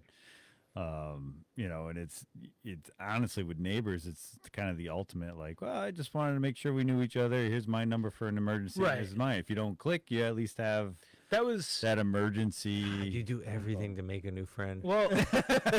So But I'm just saying, like, even if you're like on the fence of going meet somebody, you as a neighbor, you kind of have that. I just wanted to make sure we Yeah. knew each other, had each other's number in case something happens. And if you don't click, you don't click. But if you do click, then Oh, look at now, it. now you're- Kyle, you're this best is friends. the irony in this is so my fiance is probably a bit more like you, right? Like, I mean, I'm definitely extrovert, Yeah, but I couldn't tell. I But, don't, I like, don't understand. Ryan, not so much, right? And if I remember correctly, it was her idea to do that. Ah. So that's Nice. that was Coming the around. irony in that situation, you know. You know, we do So- surprise people every now and again. It might be an impulse, and you have about 5 minutes to decide before we take that back. Being that the guy has a killer tractor, I'm glad she made that choice. Absolutely. Oh, I mean, the more neighbors you can make friends with that have toys. I mean, we live near a farm, and Oh, geez. our driveway, I guess, technically is like sort of a right of way, so we get huge snowstorms. And God, it must have been the first like 3 years we lived here. I'm like, somebody's like plowing the end of the driveway, like where all the plow. Right. I'm like, this Yeah. is weird. So I'm looking at like the track marks. I'm trying to figure out like who around. And finally found out it was like the neighbor that's up at 4 a.m. Milking the cows. He would Yeah. come down and clear like 3 of the driveways. I'm Just like, so- dude, you're awesome. Just so everybody knows, I was not Kyle's realtor. If I was, they would have known Yeah. that they had a right of way at the end of their driveway. Yeah. No, Matt wasn't. I We actually didn't know each other until later on. when our That's true. kids I were- still don't know if I'd use it, but still, yeah. so kind of a similar story also involving that dude and his tractor. So we were able, as you can probably imagine, right? Like Ryan and I both have with Fully Stoked Coffee, we both work 2 jobs, Yeah. right? She's got like a real job, like a grown up job. And Matt, you know, what do you think it'd be like to have a real job? A grown-up job? You're asking me? I'm gonna say, what do you think it would be like? I honestly have no idea. I can't imagine. Can't imagine. Here you go. Here's to you. Can't imagine. I I've been very fortunate. Before brewing, I worked in the tattoo industry, so I honestly have no idea what it's like to have a real job. But You worked in tattooing? yeah, Wow. yeah, long time ago. All right. Maybe we'll circle back to that. So yeah, so we don't have a lot of time, right? And ironically, this past winter we got away twice. We went to Aruba for a little while, and then we went to Florida. And when we went to Florida, we only got a couple of snowstorms this year, and it happened to work out really well where the biggest snowstorm we got of the year happened while we were in Florida, and we're like, Oh man. Yeah. right? Like, oh man, coming home to that. Well, we got home and we have a pretty long driveway, totally clear. Wow. Like you know, love thy neighbor. yeah. He was just like, well, I saw, there was no activity at the house, and I didn't want it to freeze up on you. It was pretty deep, so. Secretly, I just every cleared guy does not need an excuse to get on their tractor. for They're sure, just for like, sure. oh yeah, the neighbor needed clearing. Although he doesn't answer. He doesn't anybody. answer. His dog, right? So, He's probably on the tractor with him. so he just genuinely just good dude, That's Nice. cool. Yeah, so that was, I mean, that, like I said, that's awesome. I love it. Yeah. So, That's so cool. I mean, what an incredible story. Tell us a little bit about the tattooing and the Woolman. You got Willie Brew shirt on. hell yeah, dude. Drink them all. Does this mean you drank all of their beers to get that shirt? You know what this is, right? I Like don't. what this is a play on? It's AC/DC. Nah, Metallica. Sorry. Kill 'em all. Yeah. So, okay. so that's another collab, right? So David Woolner, the owner of Willie Brew, and I, again, very old friends. Dave and I have been, I think I've been friends with Dave for as long as I've been in the brewing industry. So probably coming up on 2 decades. Wow. But Dave and I have spent lots of time together. I've helped him a lot at the brewery. And we did, I don't know, a few months, well, it was probably more than a few months ago, but we did a coffee cream ale at Willie Brew, Coffee which was cream ale. awesome. Yeah, that came out really good. Well, I guess it would have been in late spring because we did it specifically. Willie Brew hosts a brew fest in Willimantic called the Thread City Hop Fest. Nice. And we did that beer specifically for the brew fest. Yeah. Is it right in Joseph Square? It is. Oh, nice. Yep. Wow. I mean it's big. I think they have like 60 breweries or something that go. Holy moly! Wow. So yeah, it's a big day. We were there as Fully Stoked Coffee. We were like the only. I mean, they have like food trucks and stuff, but we were the only non-beer setup, like amongst the brewers. Oh, wow. Pushing coffee bags, man. And but I mean, again, I knew 80% of the people there. I've known through the industry, so it felt right at home. But Dave is that guy. Like he knows that we have this business, and he made it a point to tell us, hey, if you want to set up at the Hop Fest, by all means, set up and sell some coffee. Okay. Yeah. And while we're at it, how about we make a beer for the Hop Fest? Beautiful. So yeah, so that was another collaboration. Were you like selling cans, or were you actually pouring for people? They were pouring. We They were pouring. we didn't Nice. have it. Yeah. So unfortunately, with all the collabs that I've done, Beard canned it, and Black Pond cans it. Justin doesn't can.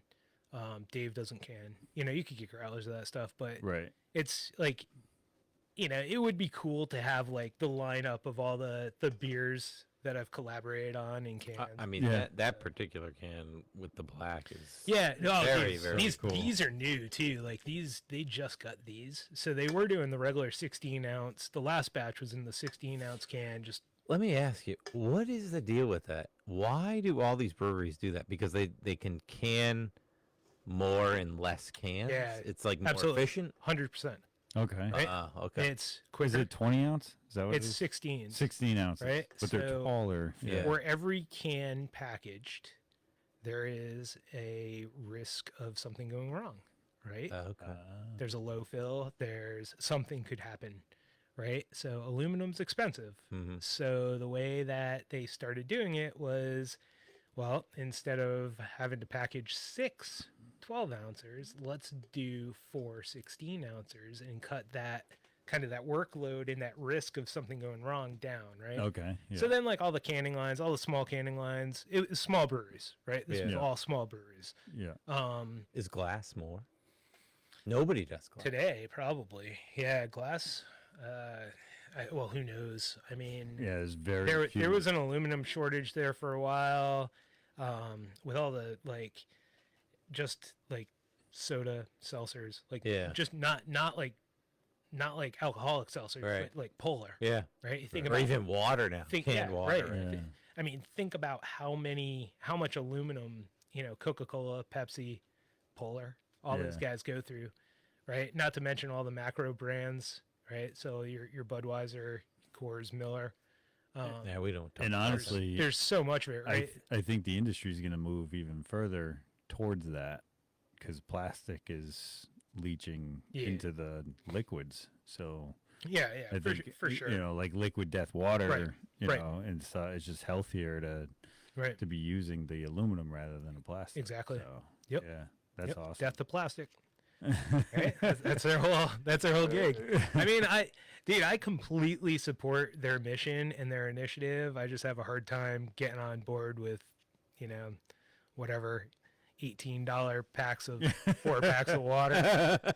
for my well water. I mean, I have a reusable water bottle that I can Right. fill at home. Yeah.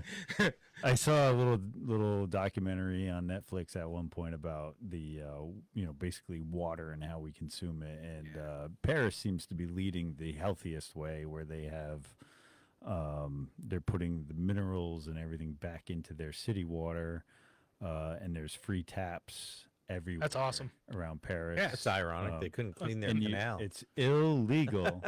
It's illegal to purchase or sell plastic water bottles with water. You can buy a reusable water bottle and then you can fill it for free. That's amazing. Are those getting in Paris. turtles' noses as well with the straws?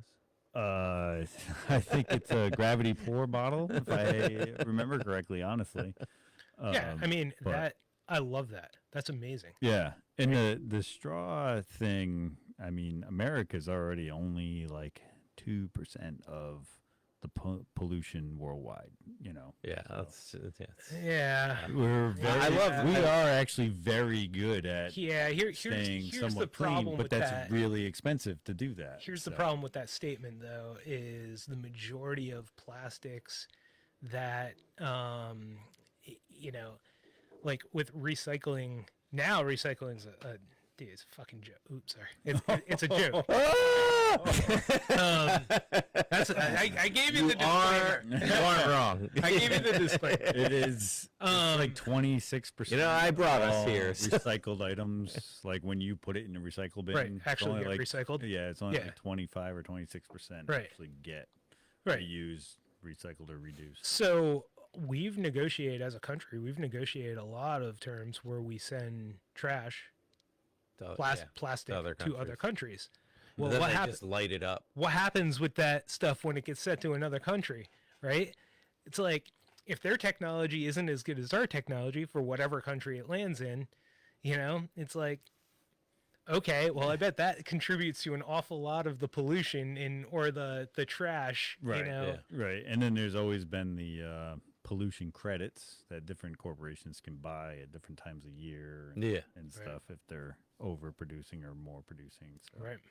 Yeah, it's a crazy thing. I really don't want to go off on that tangent. That was my fault. And we shouldn't, but all good. it's so I guess to get back to that, right? It's just It's cheaper and more efficient to go with 16 ounces. yeah, Right. yeah, And totally.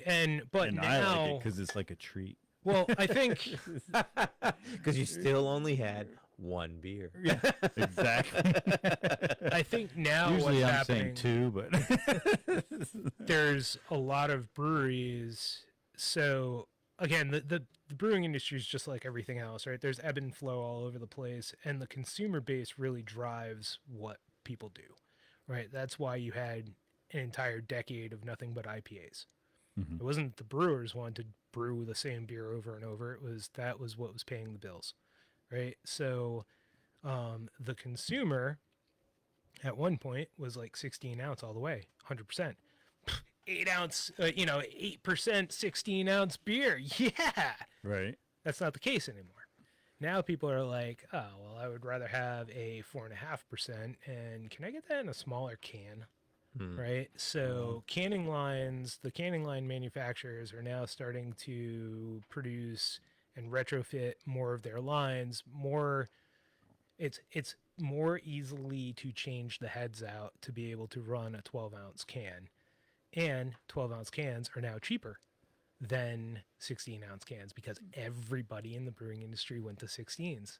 So when there was this mass panic of an aluminum shortage, Right. which quickly corrected itself, because you can always find a source. Yeah. But when that happened, it was like, okay, well, 12 ounces are cheaper. I don't know about these steezy black ones. Yeah. Like, these things are pretty awesome. Those are cool. Yeah. They're not black on the inside. No, they're probably like Just aluminum coated color. something. But yeah, I honestly had never seen, I've seen the lids. There are can manufacturers that will supply different colored lids, but typically they come with just the straight up aluminum can. Right. Remember when soda cans and beer cans had a smaller mouth, and then they came out with the wide mouth, and it was like, that's so cool. And now that's all they make. Was it Miller that had that first commercial with the guys? He's pouring them out side by side, right on the floor. It's hilarious because he's just like, you see the smoother pour. It's like, 'cause it was a bigger. It looks great on the tile. I mean, that's where you want Miller anyway. Entirely not wrong. Hey, we don't disparage, especially not the champagne of beer. To go back to Matt's comment earlier about how beer should be poured ice cold. I mean, there's a reason. Cold, light, and domestic. There's definitely a market for it. And, and I get it. Especially summer. It's like a good beer. For sure. And it's always reliable too. So like when I was in my 20s and we first started drinking, literally I started drinking at 21. In a month old. I literally had never had a sip of alcohol before that. You and I are exactly the same. Are you serious? Yeah. Yep. And so we used to get a 30-pack of what we knew and a 4 or 6-pack of something to try. Okay. And that was like every week. Probably more often than every week, but that was how we bought beer. Yeah. So it's funny. It's ironic that I ended up in the alcohol industry, and that booze has paid my bills for the last 20 years because I grew up like a hardcore straight edge kid. Oh wow. And music is another giant part of my life, but I was Jeez, what are you not into creatively? I always joke, right? Because like back in the 90s, like the hardcore music, straight edge, like it was a real thing, and you used to see a lot of like t-shirts and stuff that would say like "True Till Death" or whatever, right? It's like real militant shit stuff. It's all right. So I used to always joke after I turned 21 and started drinking, I was like, yeah, true till 21. So I turned 21 and an old friend of mine who had been drinking for years, definitely not 21 yet, but had been drinking for years, took me out and was like, you're 21, you're having a beer. And we went out and he got me a Newcastle. Oh, okay. I actually love that Newcastle. was the first beer I ever drank was a Newcastle. It's not bad. Oh, dude, I love them. Oh. And now, so fun facts about Newcastle, right? They went through some big changes. They did, right? So I just heard about this at the poker table Saturday night. So, I mean, obviously, it was a British beer, right? They came from England for many years. And then it was really hard to find Newcastle that wasn't, like, in our country, that wasn't oxidized. It all just tasted old. Wow. It was all like, and they had the clear bottles, which it can get those like little struck. shorties, right? The one and only. Like yep. And then they had the kegs, the little mini kegs, which we love those. I never saw those. Heineken did it, but I never saw Heineken and Newcastle did it. Newcastle was awesome. I used to always just get like the 6-packs of like the squat 12-ounce bottle. I mean, I love clear bottles, but they say the light. Yeah, is what I mean, kills. so it's a real thing, right? It definitely wreaks havoc on barley. That's why like wheat beers will survive better in the sun. So if you're ever in a place where you're drinking beer out in the sun, go with like something with wheat. Yeah, but then you're drinking wheat beer. Oh. Yeah. I remember my first cherry wheat Sam Adams. Like, That's a heavy beer to drink out in the sun. Rough. So just drinking it for me, I thought that was like not great. With Newcastle, yeah, like I said, that was the first beer I ever had, and all through, I guess, definitely late 90s, early 2000s. I don't know. I drank a ton of that beer, and then somewhere along the way, like I really got into craft beer, especially once I started brewing your own. Yeah. I kind of lost track of it, and then every time I would try to revisit it, like I'd get in Newcastle somewhere, and it was always terrible. Like this beer, it's oxidized. It tastes like cardboard. It's old. It just, I could pick out a million flaws in it. Yeah. Fast forward to just recently, maybe 6 months ago. Really? I was somewhere that had Newcastle on tap, and I'm looking. Oh, 6 months ago for you. Yeah, like 6 months ago from right now, right? For you. I'm looking at it, and I'm like, I'm like, screw it, right? I'm gonna go for it. Yeah. The new branding and stuff. I'm like, all right, I'm gonna get one. And the beer was fantastic.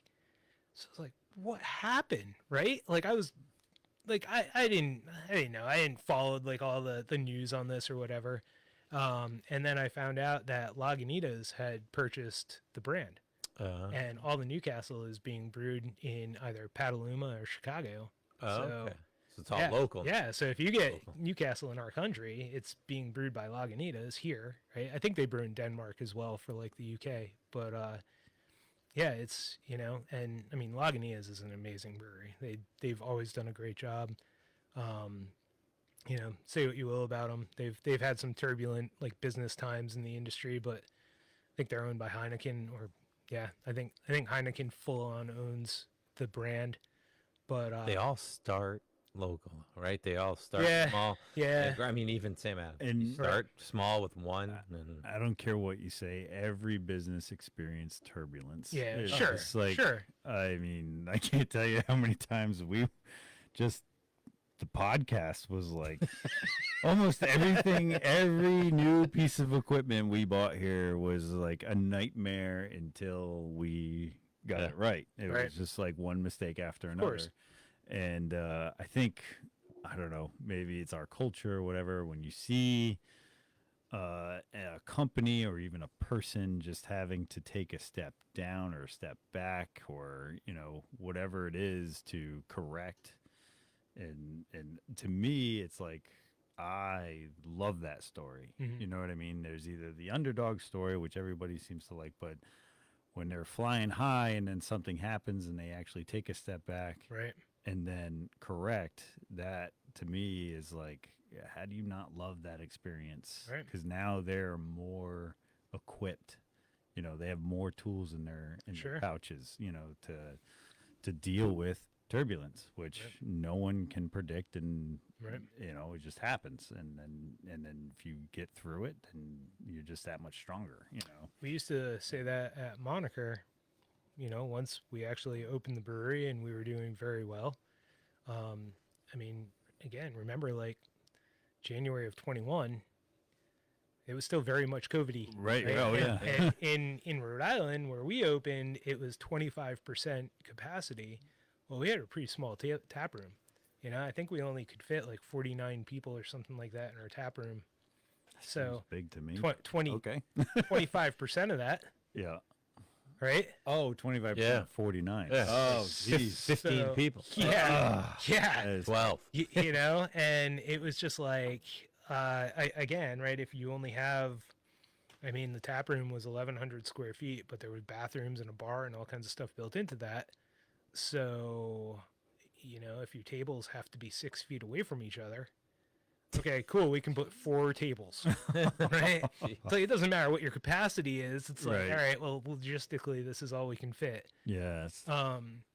So we opened Moniker like probably the worst time you could ever try to open a business, especially a business like that.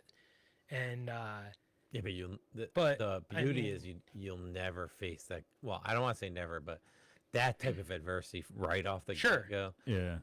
you're probably not going to encounter. So immediately you're like, You've okay, I can do it. well, you've already put your business model through CrossFit. right. For the businesses that opened during that time period, if you could learn to operate with all those restrictions while making literally a fraction of the money that your business should be making, Right. if you come out of it on the other side successful, dude, that's like, and I think that's probably why Brian is so my business partner there is the sole owner there today, right? Yeah. I mean, obviously there's investors, so there's still like there's behind the scenes stuff, but I really think that that's one of the reasons why Brian has been so successful and that business is so successful is because he had to learn how to run a business at the worst time ever. Right. And Right. And such a short And now, it's like, I mean, I'm still friends with those guys and I still follow them on social media and stuff. And it's like, I'll see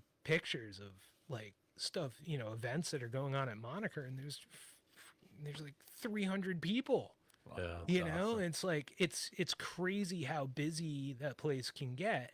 So on those days, I'm sure that there's a spot inside Brian that's like this is how it always should have been, but I'm Yeah. glad that I learned how to run a business when it Yeah. wasn't like this. in that appreciation of the relief when everything opened back up. Right. You Yeah. know, that Mhm. you can't buy that for- kind of for sure, appreciation. for sure. That education Yeah. or that. And like, I mean, I was there for that time period, and yes, it was every time they would relax the restrictions a little bit, it was like you could sleep a little better that night, Nice. Yeah. So, I mean, Yeah. like anything in life, perspective is everything. oh, right? sure. I mean, it doesn't matter what you do. If you can look back and say, you know what, we opened during COVID. We went through COVID where we could have 12 people in our tap room. We had just started, so we didn't have huge distribution, right? And you're like, we survived. Right. You're like, Right. we can do Get it. We can you do know? anything now. Sure. Sure. And any business that goes through that, it's like, as long as you have the ability to put your perspective into the play, right? It's a game changer Right. in business, in life, anything.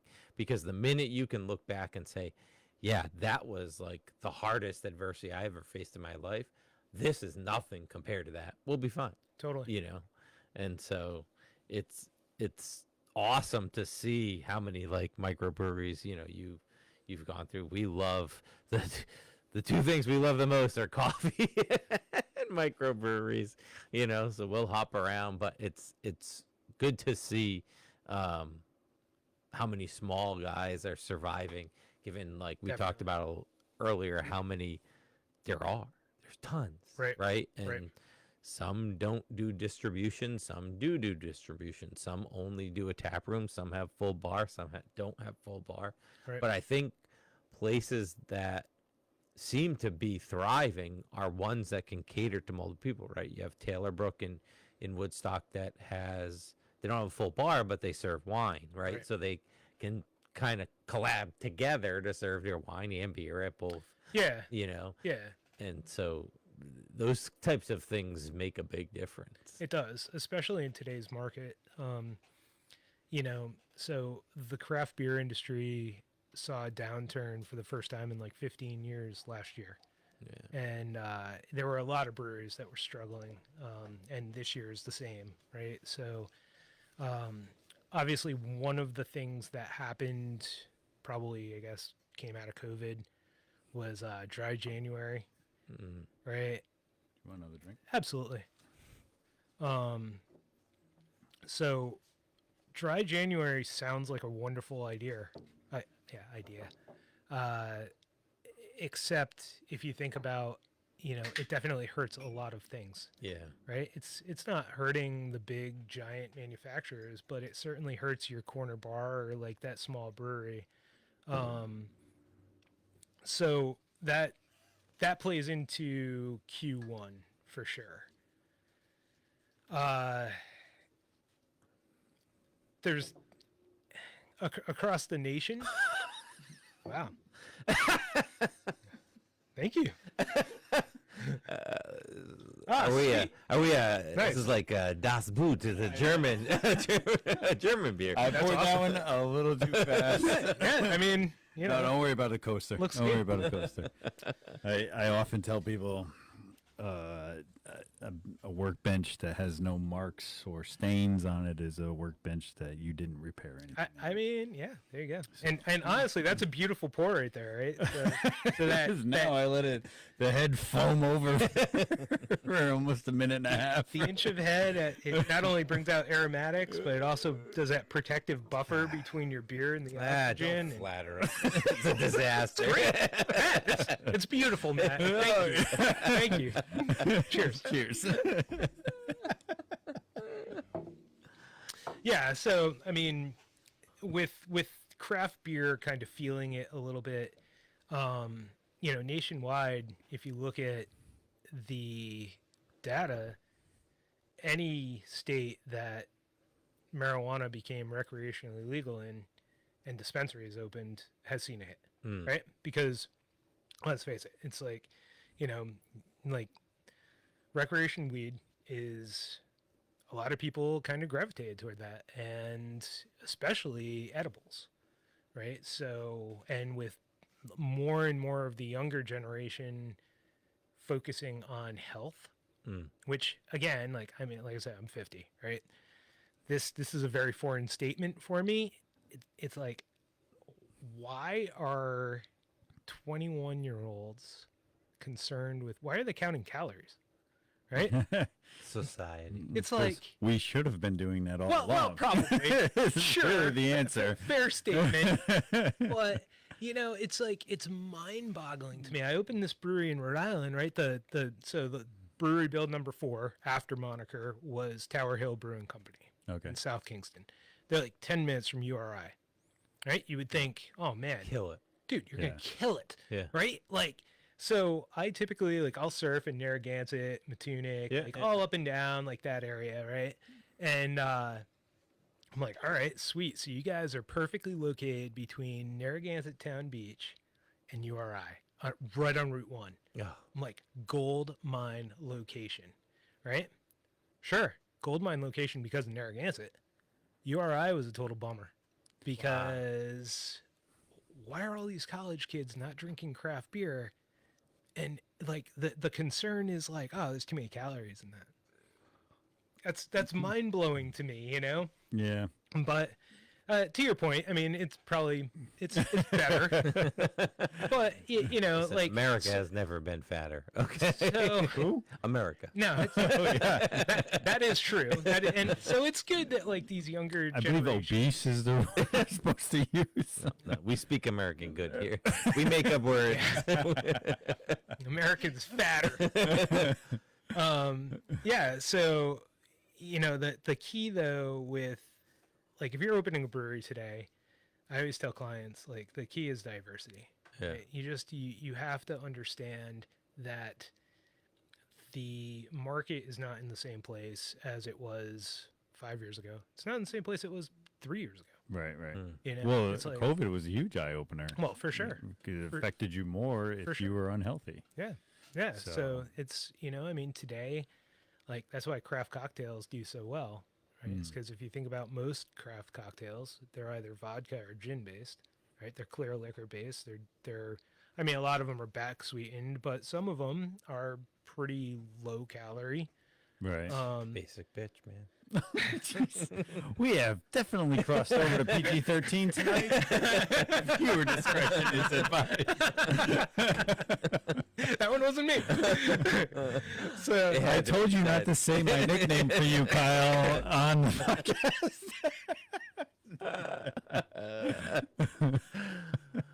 So, I mean, if if you can do, and that's why seltzers became a giant thing as well, right? It's like, I mean, seltzers were great for people who either didn't like or couldn't drink beer, and now all of a sudden, like, you know, if you're at a brewery with your significant other and they don't want a beer, if there's a alcoholic seltzer there, that's perfect. Well, even at a part, it was that or wine. Yeah, if you didn't want beer, right? Right. And so now it's like there's this whole underbelly of non-gluten Right. alcohol drinks that come in cans. Yep. You know. Yep. Exactly. And like, I mean, seltzer is really cheap to make. It's easy to make. You know? Why the hell do they sell it for so much money? Because you can. Right? I mean, Was that seltzers? Yeah.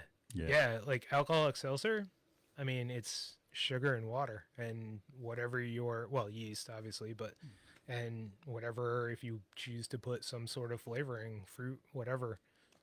But they're very, very cheap to make. They're easy to make. And, you know, and you can definitely sell them for a premium price. So why not? That's why they call them premium malt beverages. Interesting. They're not malt beverages though. Oh, really? Well, I was thinking of Mike's Hard Lemonade. Yeah, well, I mean, so most like craft seltzers, if you go to a small brewery and they have a seltzer on it, it's probably made with dextrose. So it's corn sugar. Premium dextrose Yes. cocktail. Yes. Yes. What's your thought on hop water? You've seen that craze? Yeah. I mean, in theory, I think it it's sounds great. Yeah. I mean, it's tasty. In I don't theory, think I've ever had any. You have. I've given you a taste of some of the hop water I had.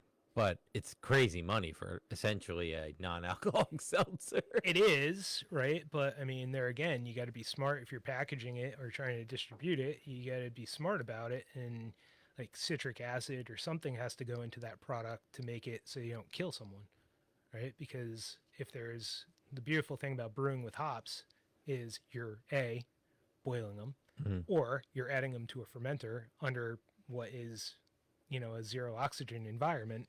So nothing that's going to kill you is going to grow in that product. Right. And actually, when we had Black Pond Brewery. All right, you're cut off. We had Black Pond Brewery on here, and they were telling us, like, even if it's like a mistake brew, they still sell it. You know, there's nothing Well, I mean, to hurt you. worst case you know. scenario is But this is a and one-off. then they just We'll gauge never out. be able to make it again, but it's a Right. one-off. But they will gauge it as fast as it goes out the door, Right, whether or not to do it again. And so I was like, oh, so you can kind of still make the money back on a mistake brew. for sure. I mean, where- you know, anything under a zero oxygen environment, right? Like, it's all anaerobic, so it's your worst case scenario is, well, I mean, if you could hit that toilet flushing sound over there again, that's pretty much your worst case. So, What are you doing? Jesus, you're cut off. the toilet flushing sound was real. Can they see the pipes? We tried not to. There are episodes where you see the whole ceiling, but So yeah, we've aimed them down now. Again, we've evolved. We've gotten better. I was part of pushing the needle a few weeks back. and anything with fermentation, you might get sick, but you're not going to die from, right? And that's that. I mean, you think about going back hundreds of years. Yeah. Well- That's why beer was safer to drink than water. Right. It was. I was just gonna say Hysteria. that was That's- why they started drinking beer and wine and Right. stuff, because it was killed all the bacteria Yeah. or whatever. So, you know, Yeah. yeah. So we made it all the way around. We made it Back to water. You and I made it all the way around. That'll catch up. Man, that's what a compliment. I feel so grateful right now.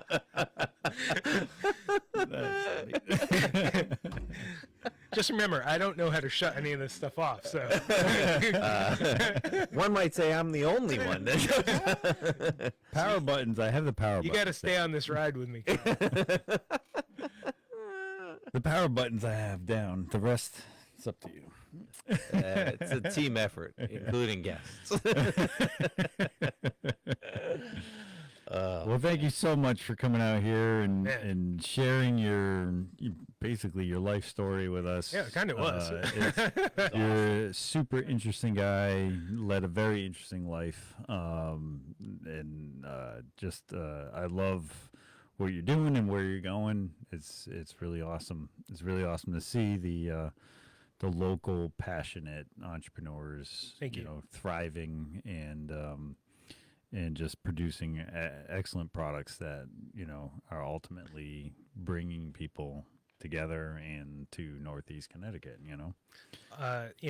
Again, like I said earlier, I've been really, really, really fortunate in my life where I've been able to build a career and or a business out of just genuinely doing stuff I like.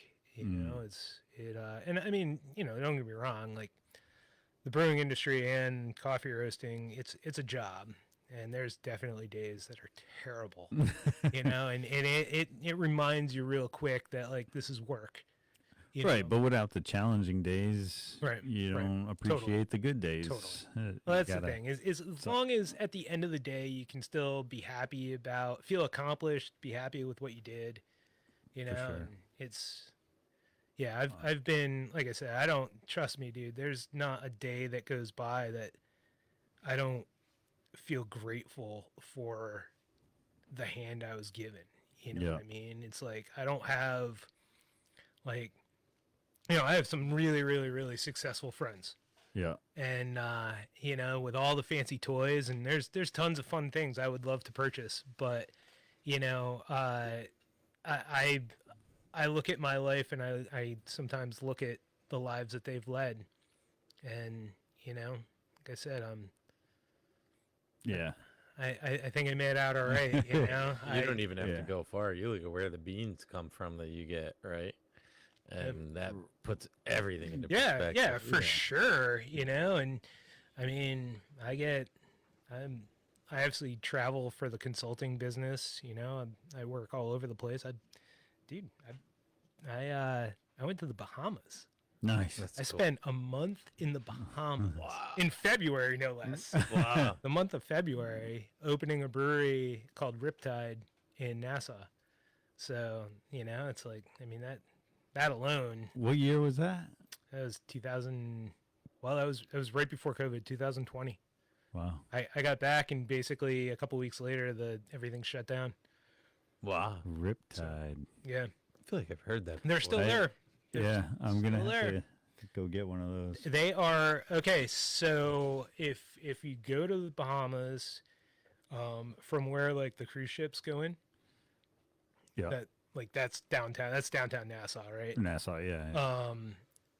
If you were to go to Paradise Island, there's, I think it's called like Ocean Avenue or Ocean something, that runs down the coast, and then there's the bridge that goes over to Paradise Island. Riptide's about halfway down that road on that main strip. So it's not right where the cruise ships are. It's probably about a mile down, you know, but still right off the. It's killer, man. Like they did a good job, and it was there again, right? So like we got that brewery built. Like I helped them kind of finish the equipment build, and then COVID happened, and then I kind of lost track of them. You know, they didn't have any social media or anything. And I really thought that one was dead. Like I was like, I'm like, there's no way, because like the Bahamas is 100% tourism. Right. Well, they also had a horrific hurricane down there prior to me going.